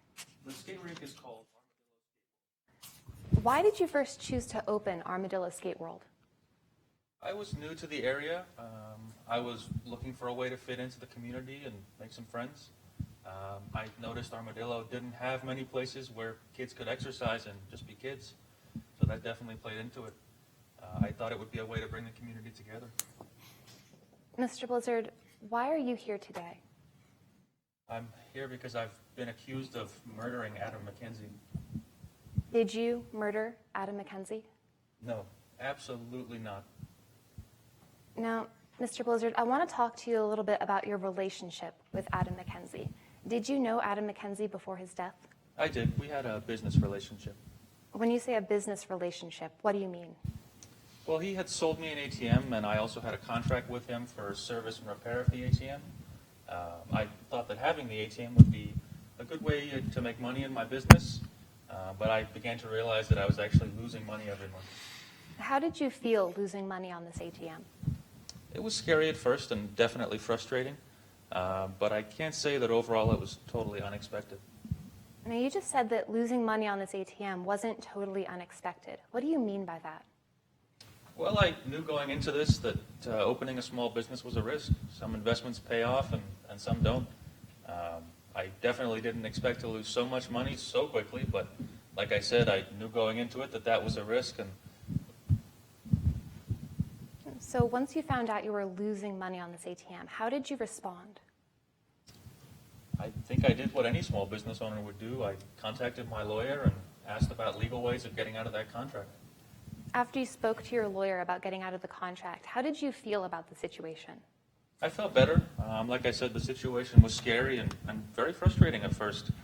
But after speaking with my lawyer, it was very reassuring to know that someone was working on a way to legally get me out. Now, Mr. Blizzard, I want to ask you just a few questions about June 2nd of 2018. That was the day before Mr. McKenzie's body was found. Okay. What were you doing that day? Just a regular day. I was at the skate rink. We were having the carpet replaced, so I was supervising that. Who else did you see at the skating rink that day? Like I said, we were having the carpet replaced that afternoon, so there were no customers in the skating rink. So it would have been just myself. Casey Snyder was there, Joe Kubinski was there, and Adam McKenzie was there as well. Mr. Blizzard, you mentioned just a few names right now. I want to go through each of those names one by one. Okay. Now, you mentioned Casey Snyder. Who is Casey Snyder? Casey Snyder is my employee. She works at the skate rink with me. She helps with renting out the skates and keeping the place clean. She's my right-hand girl. I don't know what I'd do without her. You also mentioned that Joe Kubinski was at the skating rink that day. Who is Joe Kubinski? Joe Kubinski is my carpet repairman. He did some work for me a long time ago on my apartment, and ever since I've had him do the carpet repair at the skate rink. Like I said, it's a kid-friendly place, so we do have a lot of accidents, and Joe has to come and replace the carpet pretty frequently. I know him pretty well by this point. You also mentioned that Adam McKenzie, the deceased, was at the skating rink that day. Do you know why Adam McKenzie was at the skating rink? Yes, I do. Why was Adam McKenzie at the skating rink? After I spoke with my lawyer, I asked him to drop by so we could talk about everything. Why did you want to talk to Adam McKenzie? I was raised to be a forthright person. I don't like going behind people's backs and saying and doing things without talking to them. I had talked to my lawyer, and he had a way of getting me out of the contract, and before we got into a massive lawsuit, I just wanted to talk to him and see if we could work it out. Now, when Mr. McKenzie came to the skating rink that day, did you get a chance to speak with him? Yes, I did. What did you tell him? I pretty much told him exactly that. I told him I had a lawyer, and I was prepared to take legal action if it came to it. And when you told him that, how did he respond? He seemed pretty furious. He said some pretty harsh things about me, and then he stormed out of the skating rink. How did you respond to all this? I mean, I was hurt. Like I said, I opened the skating rink to be a place where kids could exercise and play Objection, 403, Your Honor. Go further in terms of your objection other than 403. I understand that if this were a trial, I'd have you come to the bench. Yes, Your Honor. My objection specifically is to the repeated mention of this being a kid-friendly place. We believe that this is irrelevant under 403. If the witness has already mentioned that it was a skating rink, he had kids there, I think that to keep getting into this is unfairly prejudicial. Overruled. You may continue. And Mr. Blizzard, you were just telling us how you responded after the argument with Mr. McKenzie. Could you please continue? Like I was saying, it was definitely, I felt hurt after the conversation. I opened the skating rink to fit into the community and provide a place for the kids to play and everyone to get to know each other. Now I found myself in this position where, people are yelling at me and I might have to sue somebody, and it's just all too much. I had to get out and clear my head. You mentioned that you just left the skating rink. Who was still at the skating rink at the time when you were leaving on June 2nd of 2018? Casey Snyder was still there. She was supervising everything. Joe Kubinski was there. He was still working on the carpet. And Adam McKenzie was in the parking lot in his car talking on his cell phone as well. Now, when you left the skating rink that day, where did you go next? I went to the gym. Sometimes when I'm upset or frustrated, it helps just to go out and blow off some steam. You know what they say, exercise gives you endorphins. Endorphins make you happy, and happy people make good choices in life. Did you talk to anyone while you were at the gym? No, I was pretty upset the whole day. I just wanted to blow off some steam. I kept my head down pretty much the whole time. After you finished your workout at the gym, where did you go to next? I did feel better after going to the gym, so I went back to the skating rink and saw how the carpet was getting on. When you got back to the skating rink, did you notice anything unusual? I did. Joe Kubinski was gone and his van was also gone, but his tools were all still there and there were scraps of carpet that he'd left behind. You mentioned that Joe Kubinski had worked on your carpets before. Had he ever done anything like this before? No, never. That was actually the main reason I kept hiring him. He was very meticulous and he never did anything like this before. I know those tools are expensive and the carpets... Objection, Your Honor. Non-responsive. Sustained. I'll strike that portion of his testimony. Will you rephrase your question? Yes, Your Honor. Now, Mr. Blizzard, I do want to ask you about exactly how you came to be a suspect in this investigation. And did you talk to anyone about Mr. McKenzie's death? Yes, I did. Who did you speak with? I spoke with Morgan Richardson. Why did you speak with Morgan Richardson? He was the lead detective on the Adam McKenzie murder case. He told me that he was investigating and I didn't have anything to hide, so I thought I would be helping by talking to him. I had no idea anyone would think I was involved in anything like this. I know now that I should have gotten an attorney, but I had no idea at the time. Now, Mr. Blizzard, you've been sitting in court all day today, and you've heard everyone's testimony. I want to ask you just a few questions about exactly what you heard. Now, you heard Detective Richardson testify that your fingerprints were found in Joe Kubinski's van. Do you know how your fingerprints got in there? Yes, I moved it to help him out when he came to measure the carpet. Now, you also heard that you had a motive to kill Mr. Adam McKenzie because he had sold you an ATM and that you were losing money on that ATM. Did Mr. McKenzie's death solve your problems with the ATM? Objection, compound question leading. Sustained. Rephrase your question. Yes, Your Honor. Mr. Blizzard, what problems with money do you still have following Mr. McKenzie's death? All of them. Like I said, my lawyer was working on getting me out of the contract, and in addition, he was working on a way to help me return the ATM. I was hoping to get a refund for it. How much have you paid for that ATM? Over $8,000. Now that Mr. McKenzie is dead, do you believe that you'll be able to return that ATM for a refund? No, I don't see any way that I could return it now. You also heard testimony that you had a motive to murder Mr. Adam McKenzie. to get out of an ATM service contract. Mr. Blizzard, would you ever murder a man to save money on ATM fees? Objection, leading. Sustained. Rephrase your question. Yes, Your Honor. Mr. Blizzard, is there any reason why you would have had a reason to murder Mr. Adam McKenzie? No, absolutely not. Like I said, we had our disagreements, but at the end of the day, he was still a human being with friends and a family. Objection, Your Honor. 403 and non-responsive. Sustained. That portion of his testimony is stricken. Yes, Your Honor.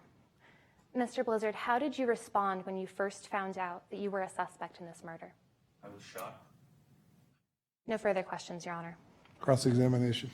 Yes, Your Honor, if I may have a moment. You may.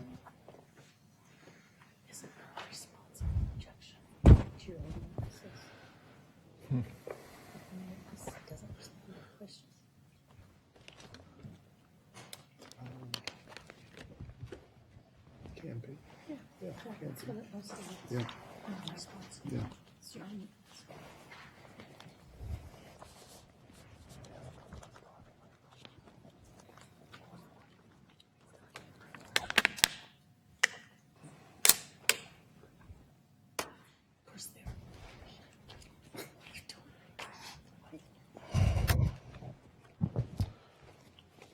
Mr. Blizzard, you gave prior testimony in relation to this case. I did. You were under oath when you gave that testimony? You're under oath now? I am.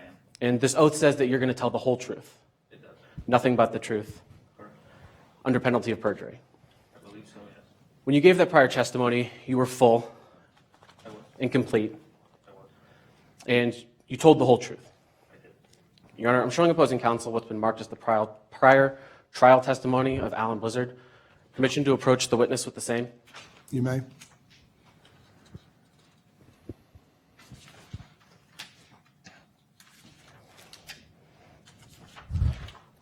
Mr. Blizzard, on direct examination, you testified that you were still having money problems after Mr. McKenzie's death. I'd like you to take a look through that prior trial testimony of yours and tell me where you said that. Take your time. I'm sorry, could you rephrase the question? Yeah, on direct examination, you stated that you're still having money problems even after Mr. McKenzie's death. I'd like you to take a look through that prior trial testimony and tell me where you said that.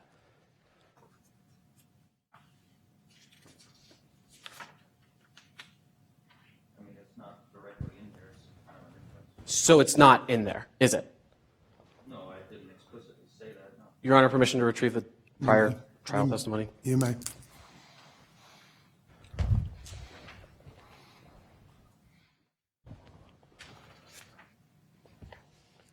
Now, Mr. Blizzard, you just recently moved to Armadillo, and you're married.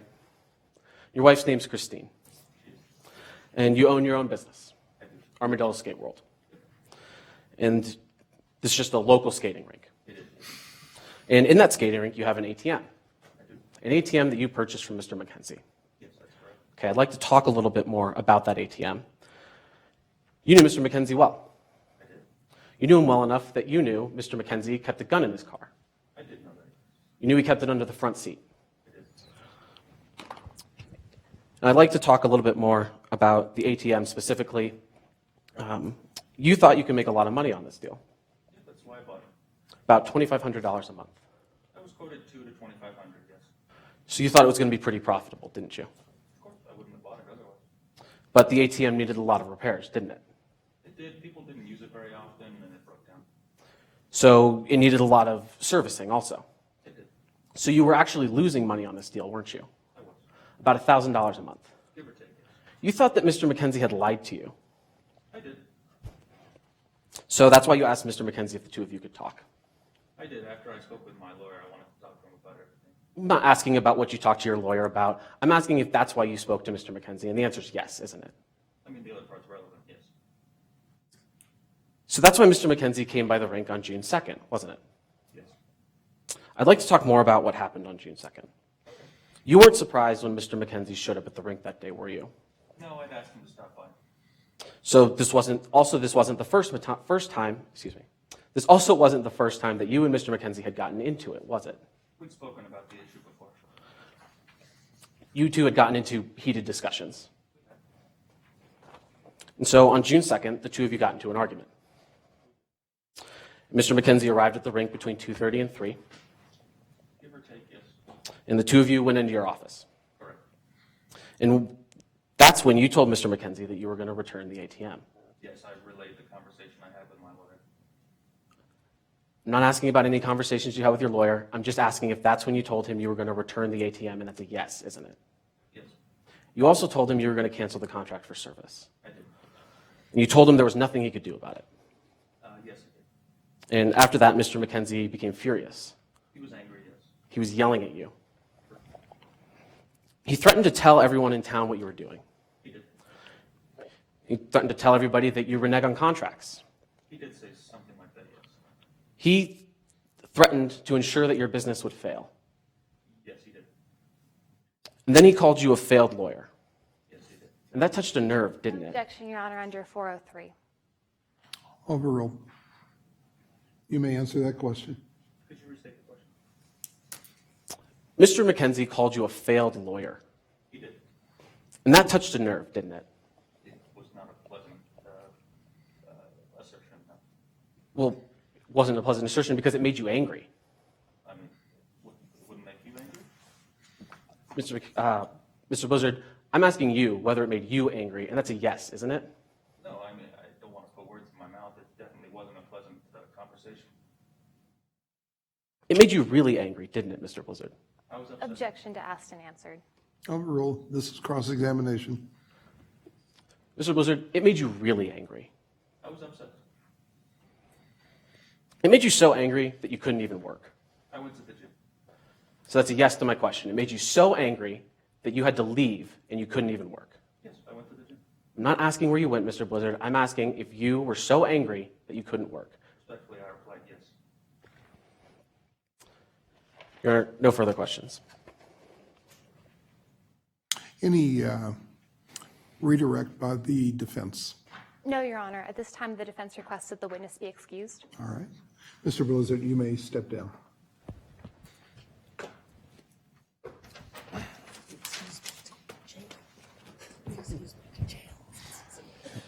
Yeah. He can't leave because he's in custody. He's in custody. Yes, Your Honor.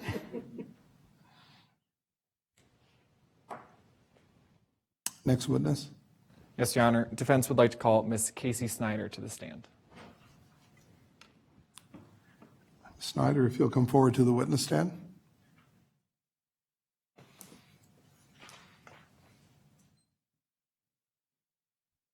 You'll raise your right hand. Do you swear, promise, or affirm that the testimony that you give this afternoon will be the truth under penalty of Colorado law? Yes, I do. Please have a seat. Ms. Snyder, if you'll state your full name, spell your last name. Casey Snyder, S-N-Y-D-E-R. Counsel, you may inquire.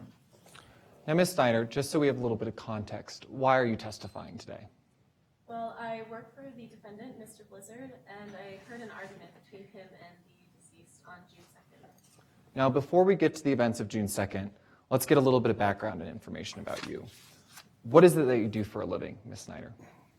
Well, I work for Mr. Blizzard at his business, Armadillo Skate World, and I'm now the assistant manager. How long have you been the assistant manager? I have been in that position since June 2nd. Mr. Blizzard gave me the promotion that afternoon before we heard about all the terrible things that happened to Mr. McKenzie. Had you been working there long before the promotion? I had been working for 6 months without a job title, and during that time, Mr. Blizzard bought the skate rink, and he kept me on as an employee. What type of duties would you have? Well, it's a pretty small business, so I do it all. I run the snack bar, the skate room. I'll even work the floor Objection, from time. relevance. Overruled. I'll ask it again. What type of duties did you have? So like I said, it's a small business, so I help with everything. I run the snack bar, the skate room, even work the floor from time to time. It really just depends on the day. Do you enjoy working for Mr. Blizzard? Yes, definitely. I mean, I've enjoyed the last year, and I thought he was a great boss even before my promotion. I'm working my way through community college, and Mr. Blizzard has been extremely supportive of my education. Is this job important to you? Yeah, it is important to me. I'm using the money to pay my way through college. If I didn't have this job, I would have to find another one to be able to afford tuition. Now, I'd like to go back to what you mentioned earlier, the events of June 2nd. How long were you working that day? I was working both the morning and evening skate sessions, so I was there all day, and in between sessions, I was in the skate room polishing the skates. Who else was at the rink that day? Well, there were the morning customers, Mr. Blizzard, of course. A man named Mr. Kubinski came in to install some new carpet, and then Mr. McKenzie came in briefly as well. All right, so first let's talk about Mr. McKenzie. When did you see Mr. McKenzie arrive? Well, I didn't see him arrive. I was actually in the skate room near the front entrance, but I heard the front door beep, and then I heard Mr. McKenzie's voice. How were you able to recognize his voice? Well, he had been at the rink pretty often to fix the ATM, so I recognized his voice from that. What time did this take place? This was around 3 o'clock, 3:30 in the afternoon. I was prepping for the evening skate session. Without discussing specifics, what did the conversation feel like to you? Well, their voices were raised. At that point, the ATM had broken down so many times, Mr. Blizzard was pretty annoyed. So voices were raised. Why is that? I mean, the ATM never Objection, worked. speculation. Sustained. Did you notice? Raise your question. Why do you think that their voices were raised? Objection, speculation. Sustained. I'll move on. Did you notice Mr. McKenzie leaving? Well, I heard their conversation stop, and then I heard the front door beep, so that must have been Mr. McKenzie leaving because Mr. Blizzard then came and talked to me in the skate room, and Mr. Kubinski was still installing the carpet. Did you hear anything else after Mr. McKenzie left? After Mr. McKenzie left? No, not after Mr. McKenzie left. But then Mr. Blizzard did come talk to me. So let's talk about that interaction with Mr. Blizzard. You mentioned he talked to you after Mr. McKenzie left. What did you discuss? Well, he came into the skate room, and he told me that he was going out for a while. Objection, hearsay. Sustained. Unless you believe that there's a hearsay exception. Yes, Your Honor.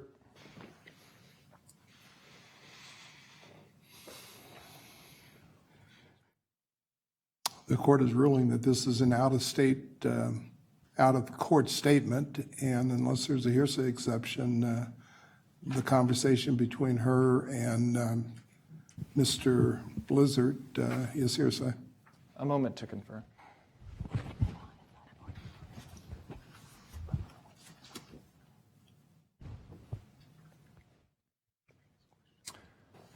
Did Mr. Blizzard ever return? Yes, he came back about an hour after we talked. What did you and Mr. Blizzard talk about? Well, he came and we talked about Mr. McKenzie. Objection, hearsay. Sustained. Did anything about your promotion, or did anything happen on June 2nd regarding your career? Objection, leading and lack of foundation. You may answer. Could you repeat the question? Did anything happen on June 2nd regarding your career? Yes, on June 2nd is the day that I was offered my promotion. Did anything about your promotion strike you as unusual? No, not at all. I mean, I had really helped Mr. Blizzard out when he bought the skate rink since I was already working there, so I was familiar with how the sessions are run, where the skates are kept, stuff like that. Did you notice anything else about Mr. Blizzard that day? No, other than my promotion and the new carpet being installed, it was a pretty normal day. So you mentioned Mr. Kubinski was installing carpet. I'd like to finish on that. Do you know when Mr. Kubinski arrived? No, I was working the morning skate session, but by the time that was over, Mr. Kubinski had started on the carpet. Were there customers around at that time? Yes, there were. By the time I saw the last customer out of the morning session, Mr. Kubinski was working on the carpet, and people were passing him by. After Mr. McKenzie left, did you notice anything about Mr. Kubinski? Well, after they left, I went out of the skate room and Mr. Kubinski was gone, which was weird because I hadn't heard him say anything to Mr. Blizzard and he had just kind of left his tools lying on the floor. It was also weird because... non-responsive. Overruled. It was also strange because I had waved to Mr. Kubinski earlier that day. I thought it was kind of rude that he would just leave.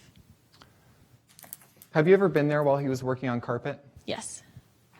Did you ever notice Mr. Kubinski leaving his tools around before that? No, he's usually very clean and courteous. Did you see Mr. Kubinski come back for them that day? No, in fact, we had to move all the tools to the back room. They would have been in the way of the evening customers. Do you see any reason why he would have left so suddenly? No, he kind of just left, and really he just left all of his tools, carpet scraps, bottles just lying around on the floor. No further questions. Cross-examination. Yes, Your Honor.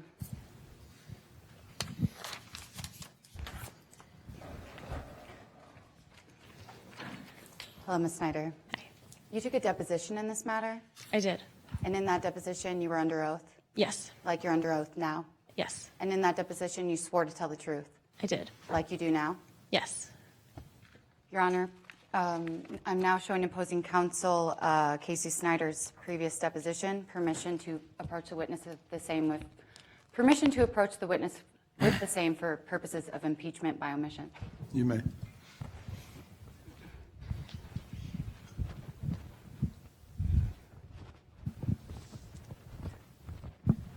Ms. Snyder, can you look through that deposition and tell me where in that deposition you said that Joe Kubinski had done work at Mr. Blizzard's skating rink in the past, like you testified on direct examination?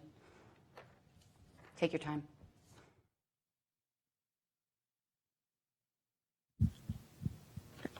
No, I did not mention in my deposition any previous work done by Mr. Kubinski. Permission to retrieve the deposition? You may.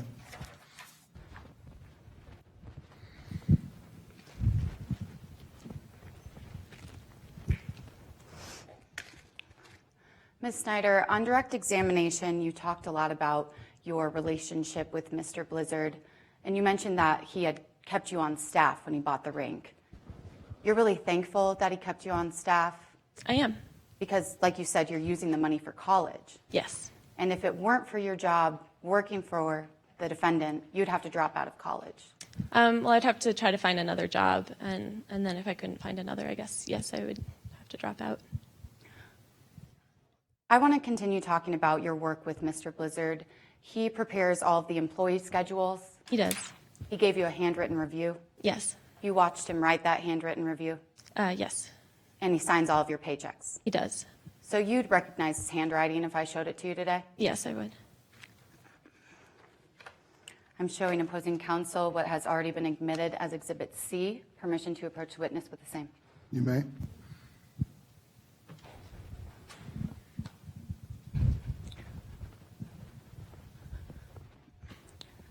Ms. Snyder, you recognize the handwriting contained in that note, don't you? I do. It's the defendant's handwriting? Yes, that's Mr. Blizzard's handwriting. Your Honor, now that we have proven the authenticity of the handwriting contained in Exhibit C pursuant to 901B2, at this time the people move to publish Exhibit C to the jury. You may. Permission for my opposing counsel, or my co-counsel to publish. You may.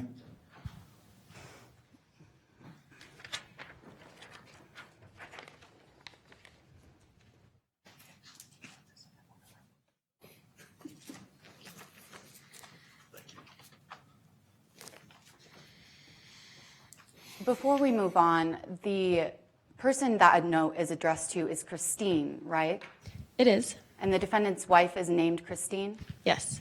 Permission to retrieve Exhibit C. Say that again, please. Would you like me to retrieve Exhibit C now or after the examination? You may retrieve it now.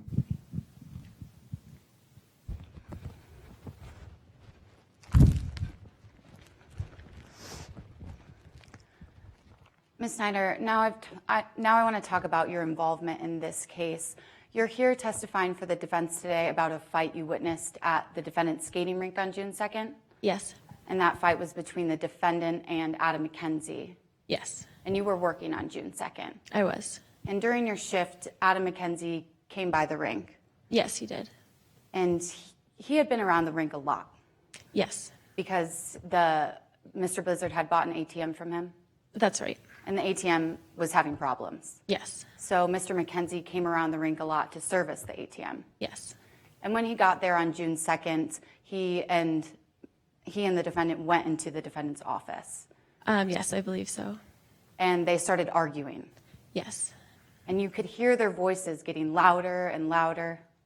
Yes, I could hear that their voices were raised. But you weren't by the defendant's office while this was happening.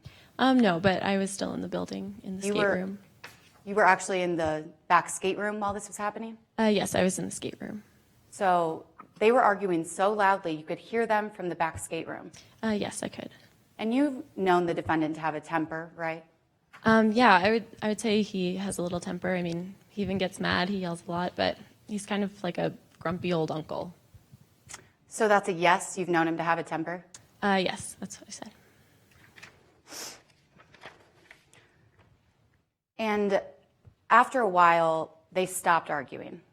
Yes, they did. And Adam McKenzie left? Yes. And after Adam McKenzie left, the defendant came over to you in the back skate room? Yes, he did. He told you he was going out for a while? Yes. And then he left? Yeah, he did. And at that point, you didn't know where he was going? No, I did not know. But after a while, he came back? Yes. And when he came back, he was really sweaty? Yeah, he kind of looked like he'd been running. And when he came back, he asked you if you had heard the argument between himself and Adam McKenzie? Yes, he did. And like you said earlier, you had heard the argument? Yes. But he told you not to worry about it? Yeah, he did. And at that point, the defendant told you he had gone to the gym when he left? Yes. Yes, correct. But you thought that it was weird that he went to the gym? Yes. Maybe. Because he always takes his gym bag with him to the gym? Yes, he does usually take his gym bag to the gym. But he didn't take it with him this time? No, he actually mentioned to me that he had run to the gym, so he didn't need to take his gym bag.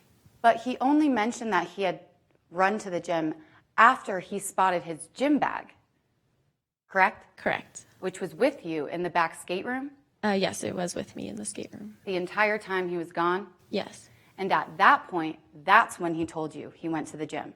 Correct. When he spotted the gym bag right next to you in the skate room? Correct. Now I'd like to move on and talk a little bit more about your employment. On direct examination, you mentioned you were recently promoted, right? I was, yes. And you were promoted on June 2nd? Yes, that afternoon. Right after the defendant told you not to worry about his argument with Adam McKenzie? Yes, I believe that was the timing. No further questions, Your Honor. Any redirect? Yes, Your Honor.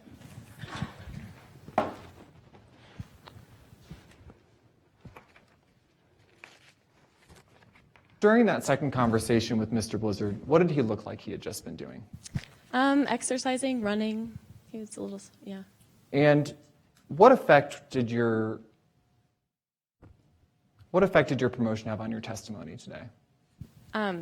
No effect. My promotion was important to me, but I got promoted to be an assistant manager of a skate rink. It's not exactly my dream job.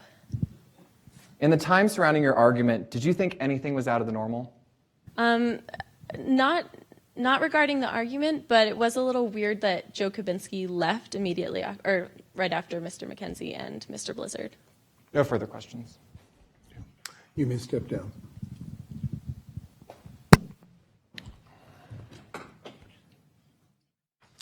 Does the defense rest? Yes, Your Honor. The prosecution, are you calling any rebuttal witnesses? No, Your Honor. Okay. If there was a jury, I would tell the jury at this point that both sides have rested, that we would go, that counsel and I would go back into chambers. We would work on jury instructions.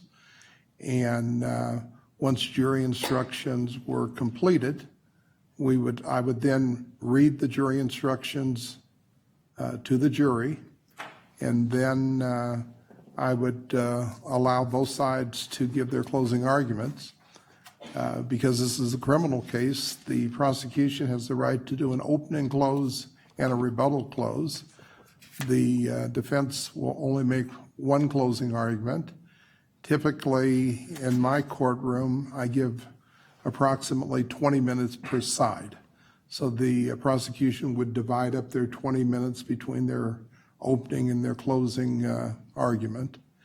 Do the attorneys need to take a little time before they, before you give your closing arguments? Yeah, sure. Just given how long closings might take, a brief recess would be. Okay. I'm going to, because of the time right now, it's 10 after 7.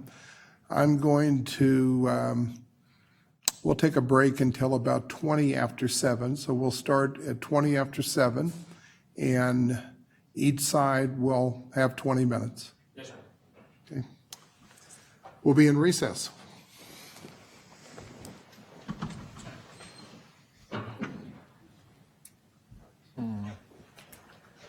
Your way. Get it in there.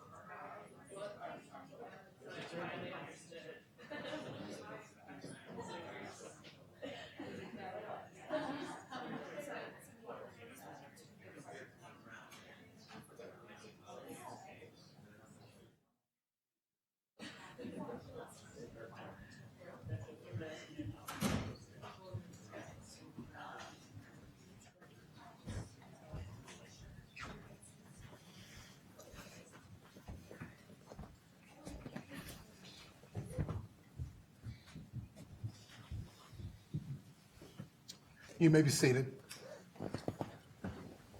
Closing the courtroom, the court has made a determination that closing arguments are going to be reduced to 10 minutes per side. I can advise you that this type of reduction in time happens all the time in court. Many times, I may have a case that is scheduled for trial one day, and then I may have the next day 4 or 5 more cases that are ready to go to trial. And therefore, what I will have to do, just in terms of judicial economy, is cut down on the length of certain arguments. So, because the prosecution has the burden of proof, the prosecution may go first. I will give the prosecution a warning at 6 minutes, that which means that you will have 4 minutes left for rebuttal. So I'll give you a warning at 5 minutes. You may give your closing argument. Yes, Your Honor.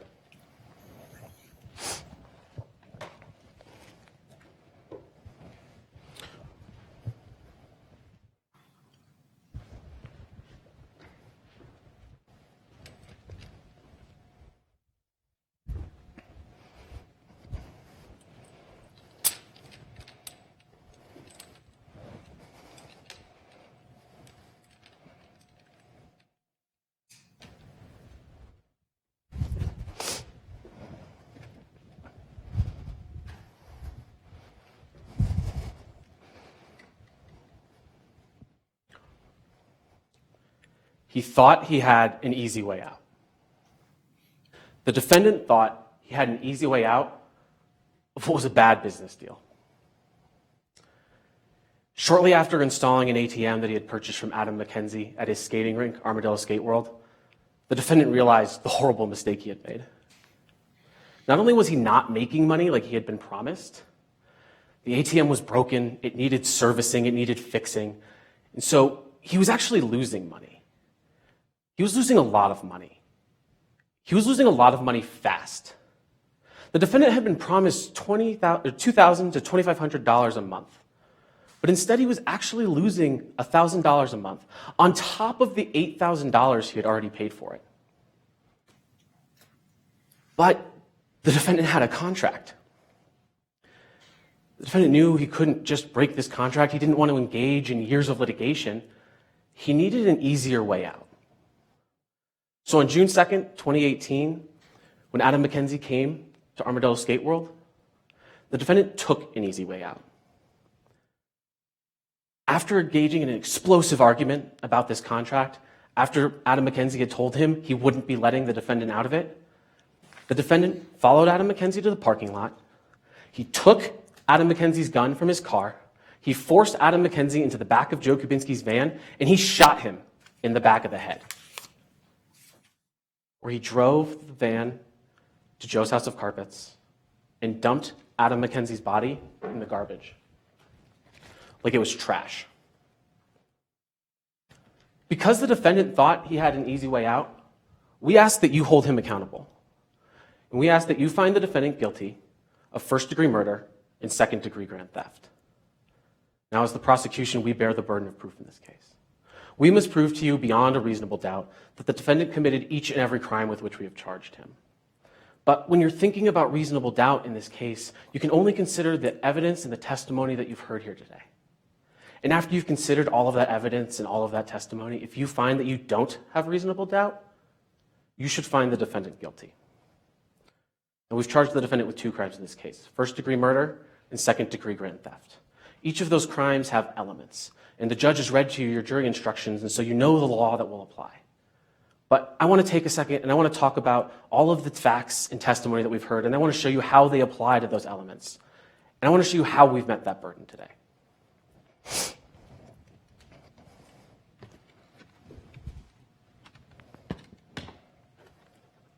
Counsel, I'm going to ask that you set that up in such a way that opposing counsel can also see it. Not right in front of them. Thank you.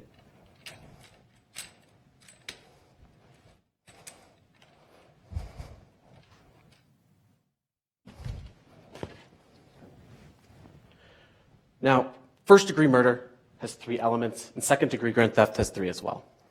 First-degree murder, we must prove that Adam Thomas McKenzie is dead, that the death was caused by a criminal act of the defendant, and that there was a premeditated killing.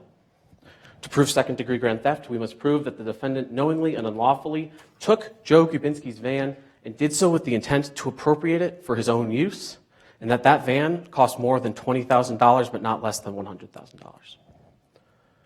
Now, I want to start with the first element here. The first element isn't really in dispute. Remember that Adam McKenzie's body was found in a dumpster behind Joe's house of carpets with a bullet hole in the back of his head. Adam McKenzie is dead. We've proven this beyond a reasonable doubt. So I want to spend a little more time on elements 2 and 3. Element number 2, the death was caused by the criminal act of the defendant. When you're considering the testimony that you've heard in this case, I want you to think about 3 things. I want you to think about the weapon, I want you to think about the van, and I want you to think about the alibi.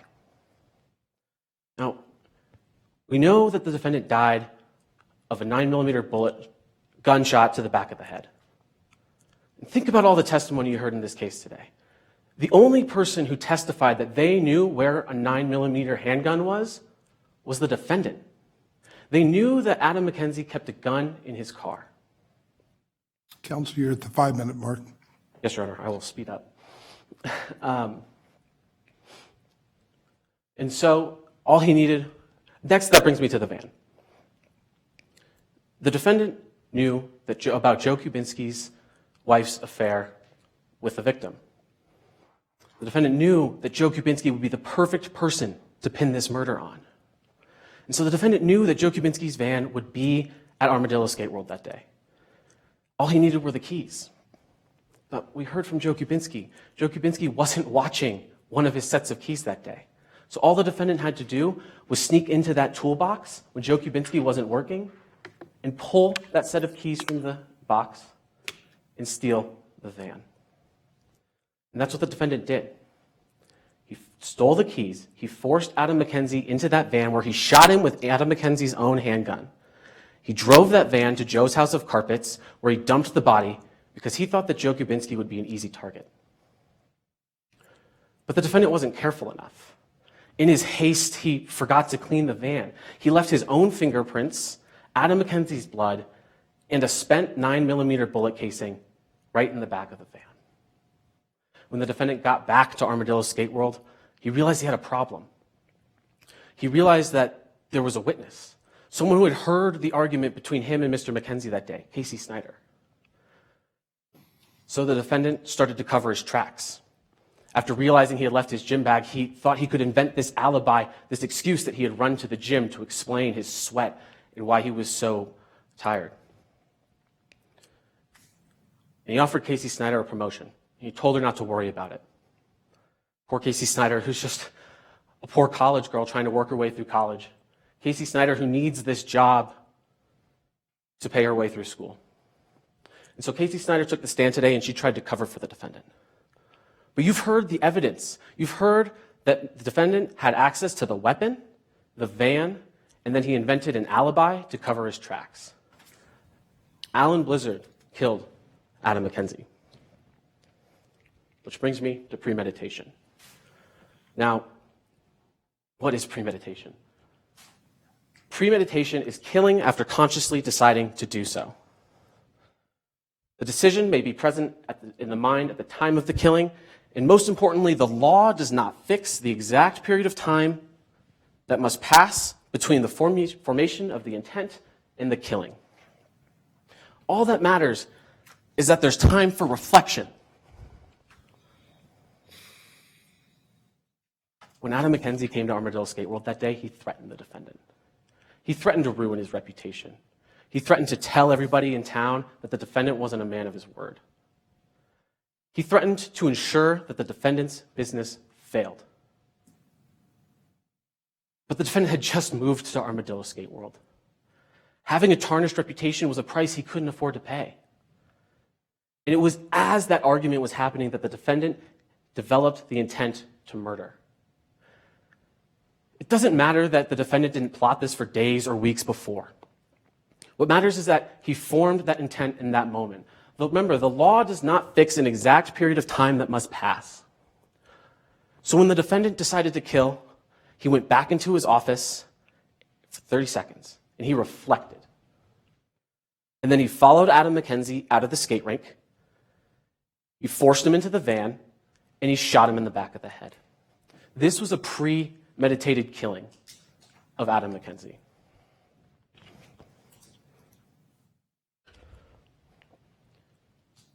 The defendant thought he had an easy way out.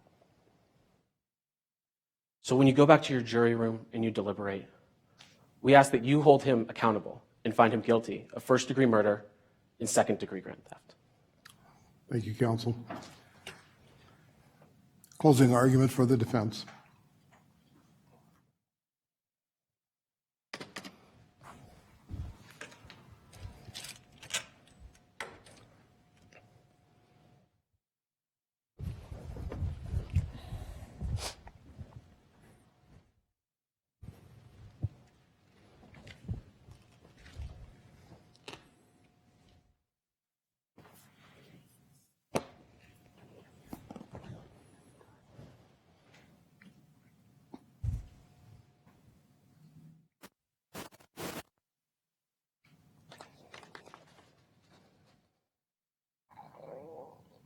Other people, other motives, other evidence. Now, Mr. Owen just got up here and he told you he took the easy way out. The problem with that statement is, who is he referring to? Is he referring to Detective Richardson when learning about the wife of Mr. McKenzie, who knew about the affair and didn't have a credible ally and just walked away and said she probably didn't do it? Or is that referring to Mr. Kubinski, whose wife left him, who is currently married to and living with Mr. McKenzie, and his alibi was also unconfirmed? Did he take the easy way out? Now, the argument given by the prosecution should have you worried. It should have you confused and alarmed, just as Mr. Blizzard was when these charges were first brought.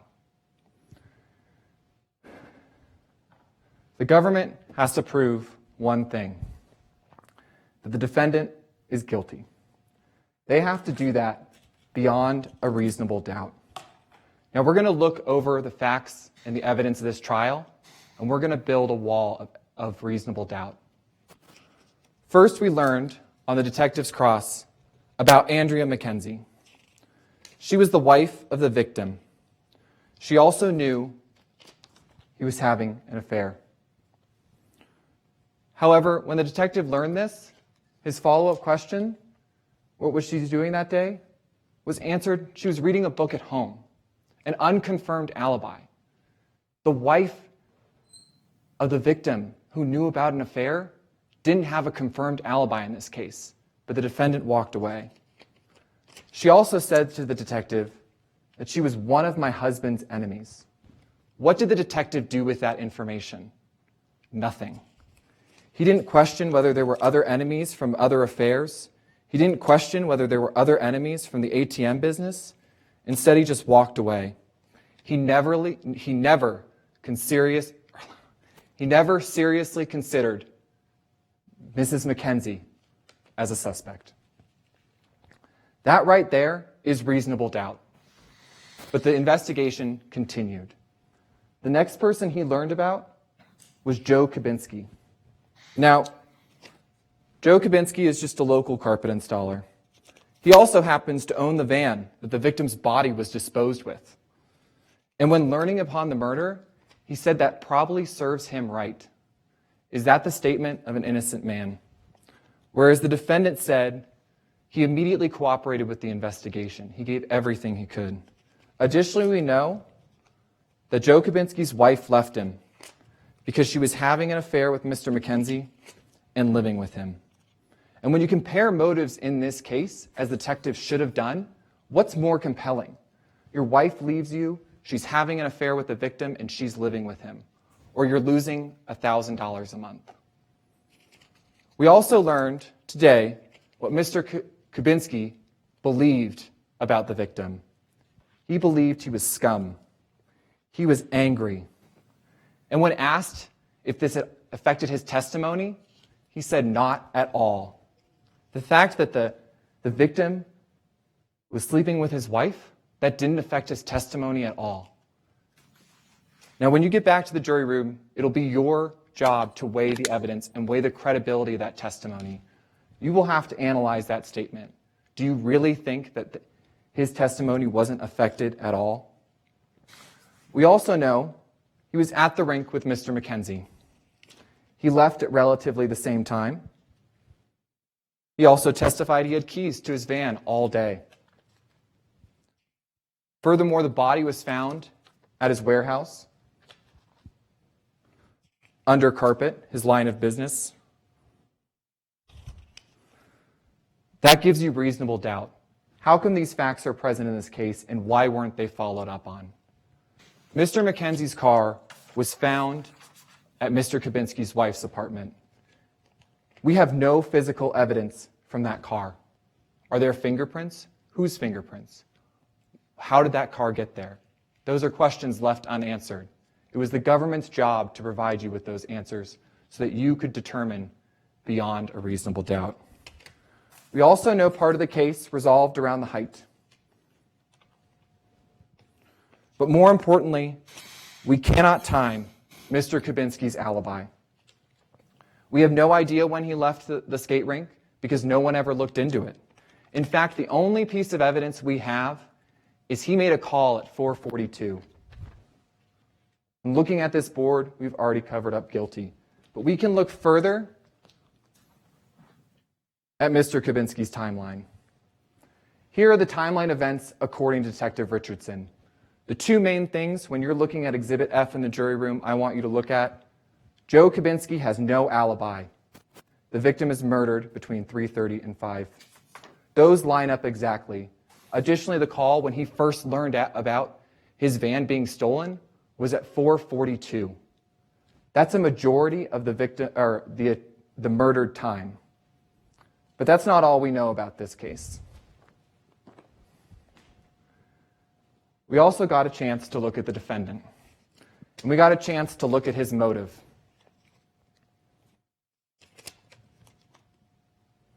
$1,000. Now, when you evaluate the beyond the reasonable doubt standard, you have to use reason and common sense. Is it reasonable and is it common sense to murder someone over $1,000? Especially when your ATM issues are coming to a legal resolution? And furthermore, it doesn't even make legal sense. Contracts don't end with businesses when one of the owners dies. So where is the motive in this case? The government would like you to believe $1,000 is enough. But an affair, your wife leaving you, those are no problem. We also got to hear testimony of Miss Snyder. Once again, the government would have you believe that her testimony was affected by the fact that she had an assistant manager job at a skate rink. Meanwhile, she was going to community college, furthering her education. This wasn't her last stop in life. And they would have you believe that she perjured herself because of an assistant manager job. Just take a second to think about that. I would say she's the only reliable witness, the only person you heard from today that doesn't have a stake. The detective wants to make sure he presents a credible investigation. Kubinski, we have seen numerous problems with him and the defendant. She also described his anger like a grumpy uncle, not the man who would kill someone. And she also testified only Kubinski was acting weird at that skate rink that day. And even though we cannot confirm Mr. Blizzard's alibi, she did say he looked like he had been to the gym. Counsel, you have 2 minutes. Now, the prosecution's going to get back up here, and they're going to remind you of their story. Mr. Blizzard stormed out, and somehow he got to Mr. McKenzie's car before him. And then he somehow reached under his seat and grabbed the gun while Mr. McKenzie is there. How did he get the gun behind him while getting him to the van? Does that make any sense?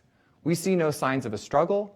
Both Mr. Kubinski and Ms. Snyder never testified they heard a fight outside. Instead, this all just happened without anyone noticing, even though we have 2 witnesses right there who were able to hear other things. That's beyond a reasonable doubt. Now, at the end of this trial, you're going to get a form. I want you to mark it not guilty. This is because in this case, there were other motives, other people, and other evidence, as shown by right there. When you go back to that room, look at the timeline and think of all the reasonable doubt you've been shown.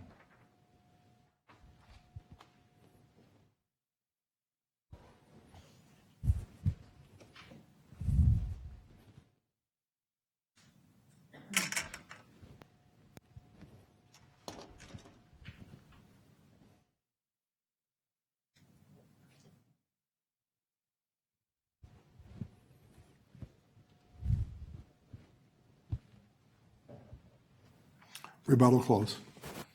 Yes, Your Honor. Could I have a time check? You have 3 minutes. Yes, Your Honor. I'll be brief because I believe I'm pushing up against that limit.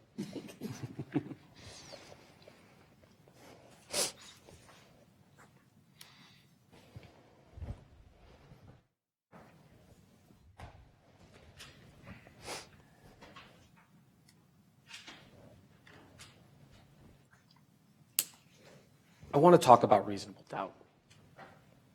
A reasonable doubt is not a possible doubt. It's not speculative, imaginary, or forced. But that's what the defense is asking you to do today. They're asking you to speculate, to imagine evidence that hasn't been introduced. But let me remind you, when you consider reasonable doubt, you can only consider the evidence that you've heard in this courtroom today. And they want you to speculate. And they're speculating by pointing the finger at anybody but their client. Joe Kubinski had an alibi that day. He was walking home from the skate rink. The defendant knew that Joe Kubinski would be easy to point the finger at. He knew that he would make the perfect scapegoat because everyone in town knew about Joe Kubinski's affair. He thought it would be easy to pin this crime on Joe Kubinski.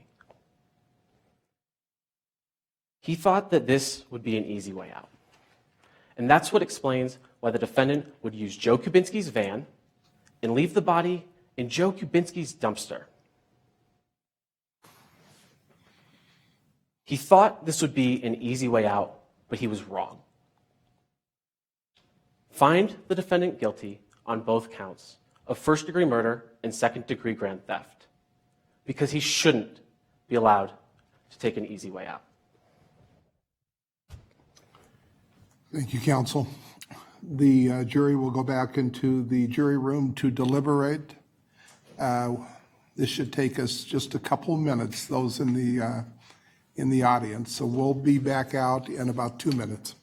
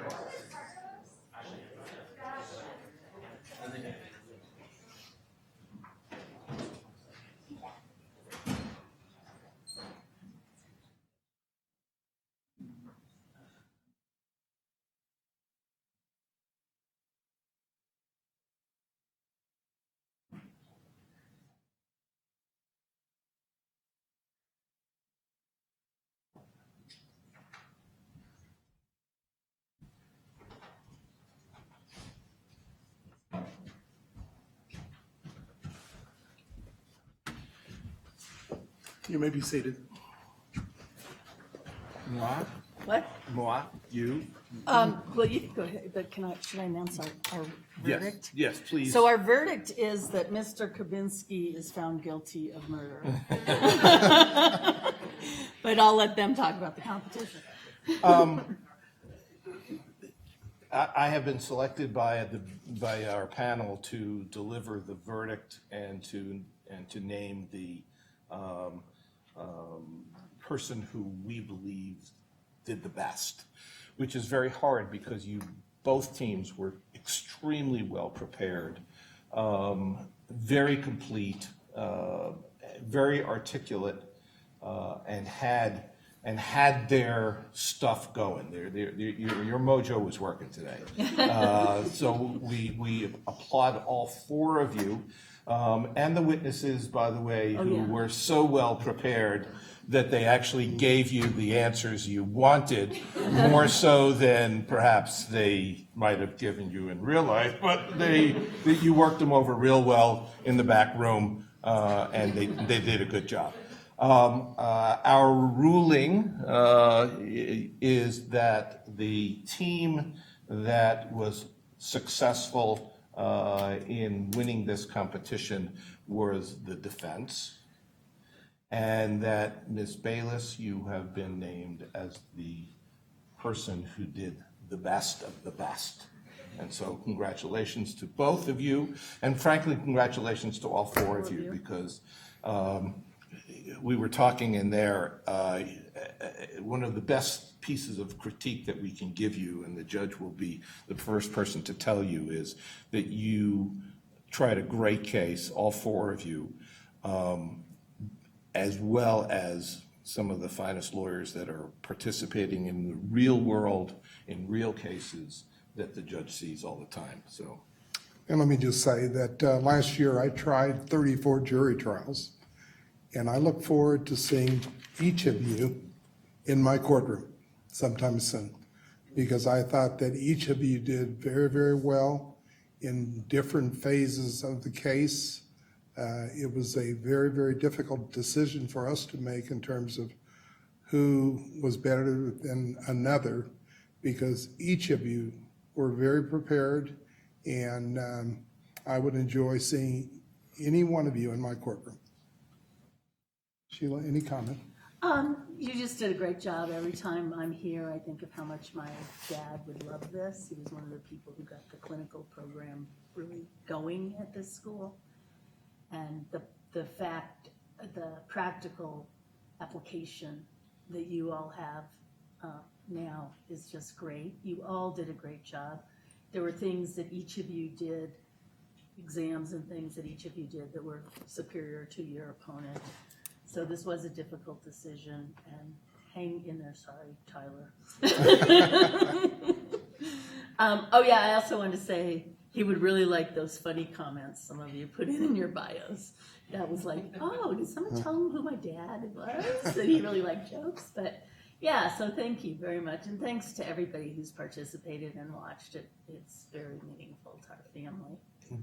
And just in case you haven't recognized her, Mrs. Beverly Carrigan is sitting back over there.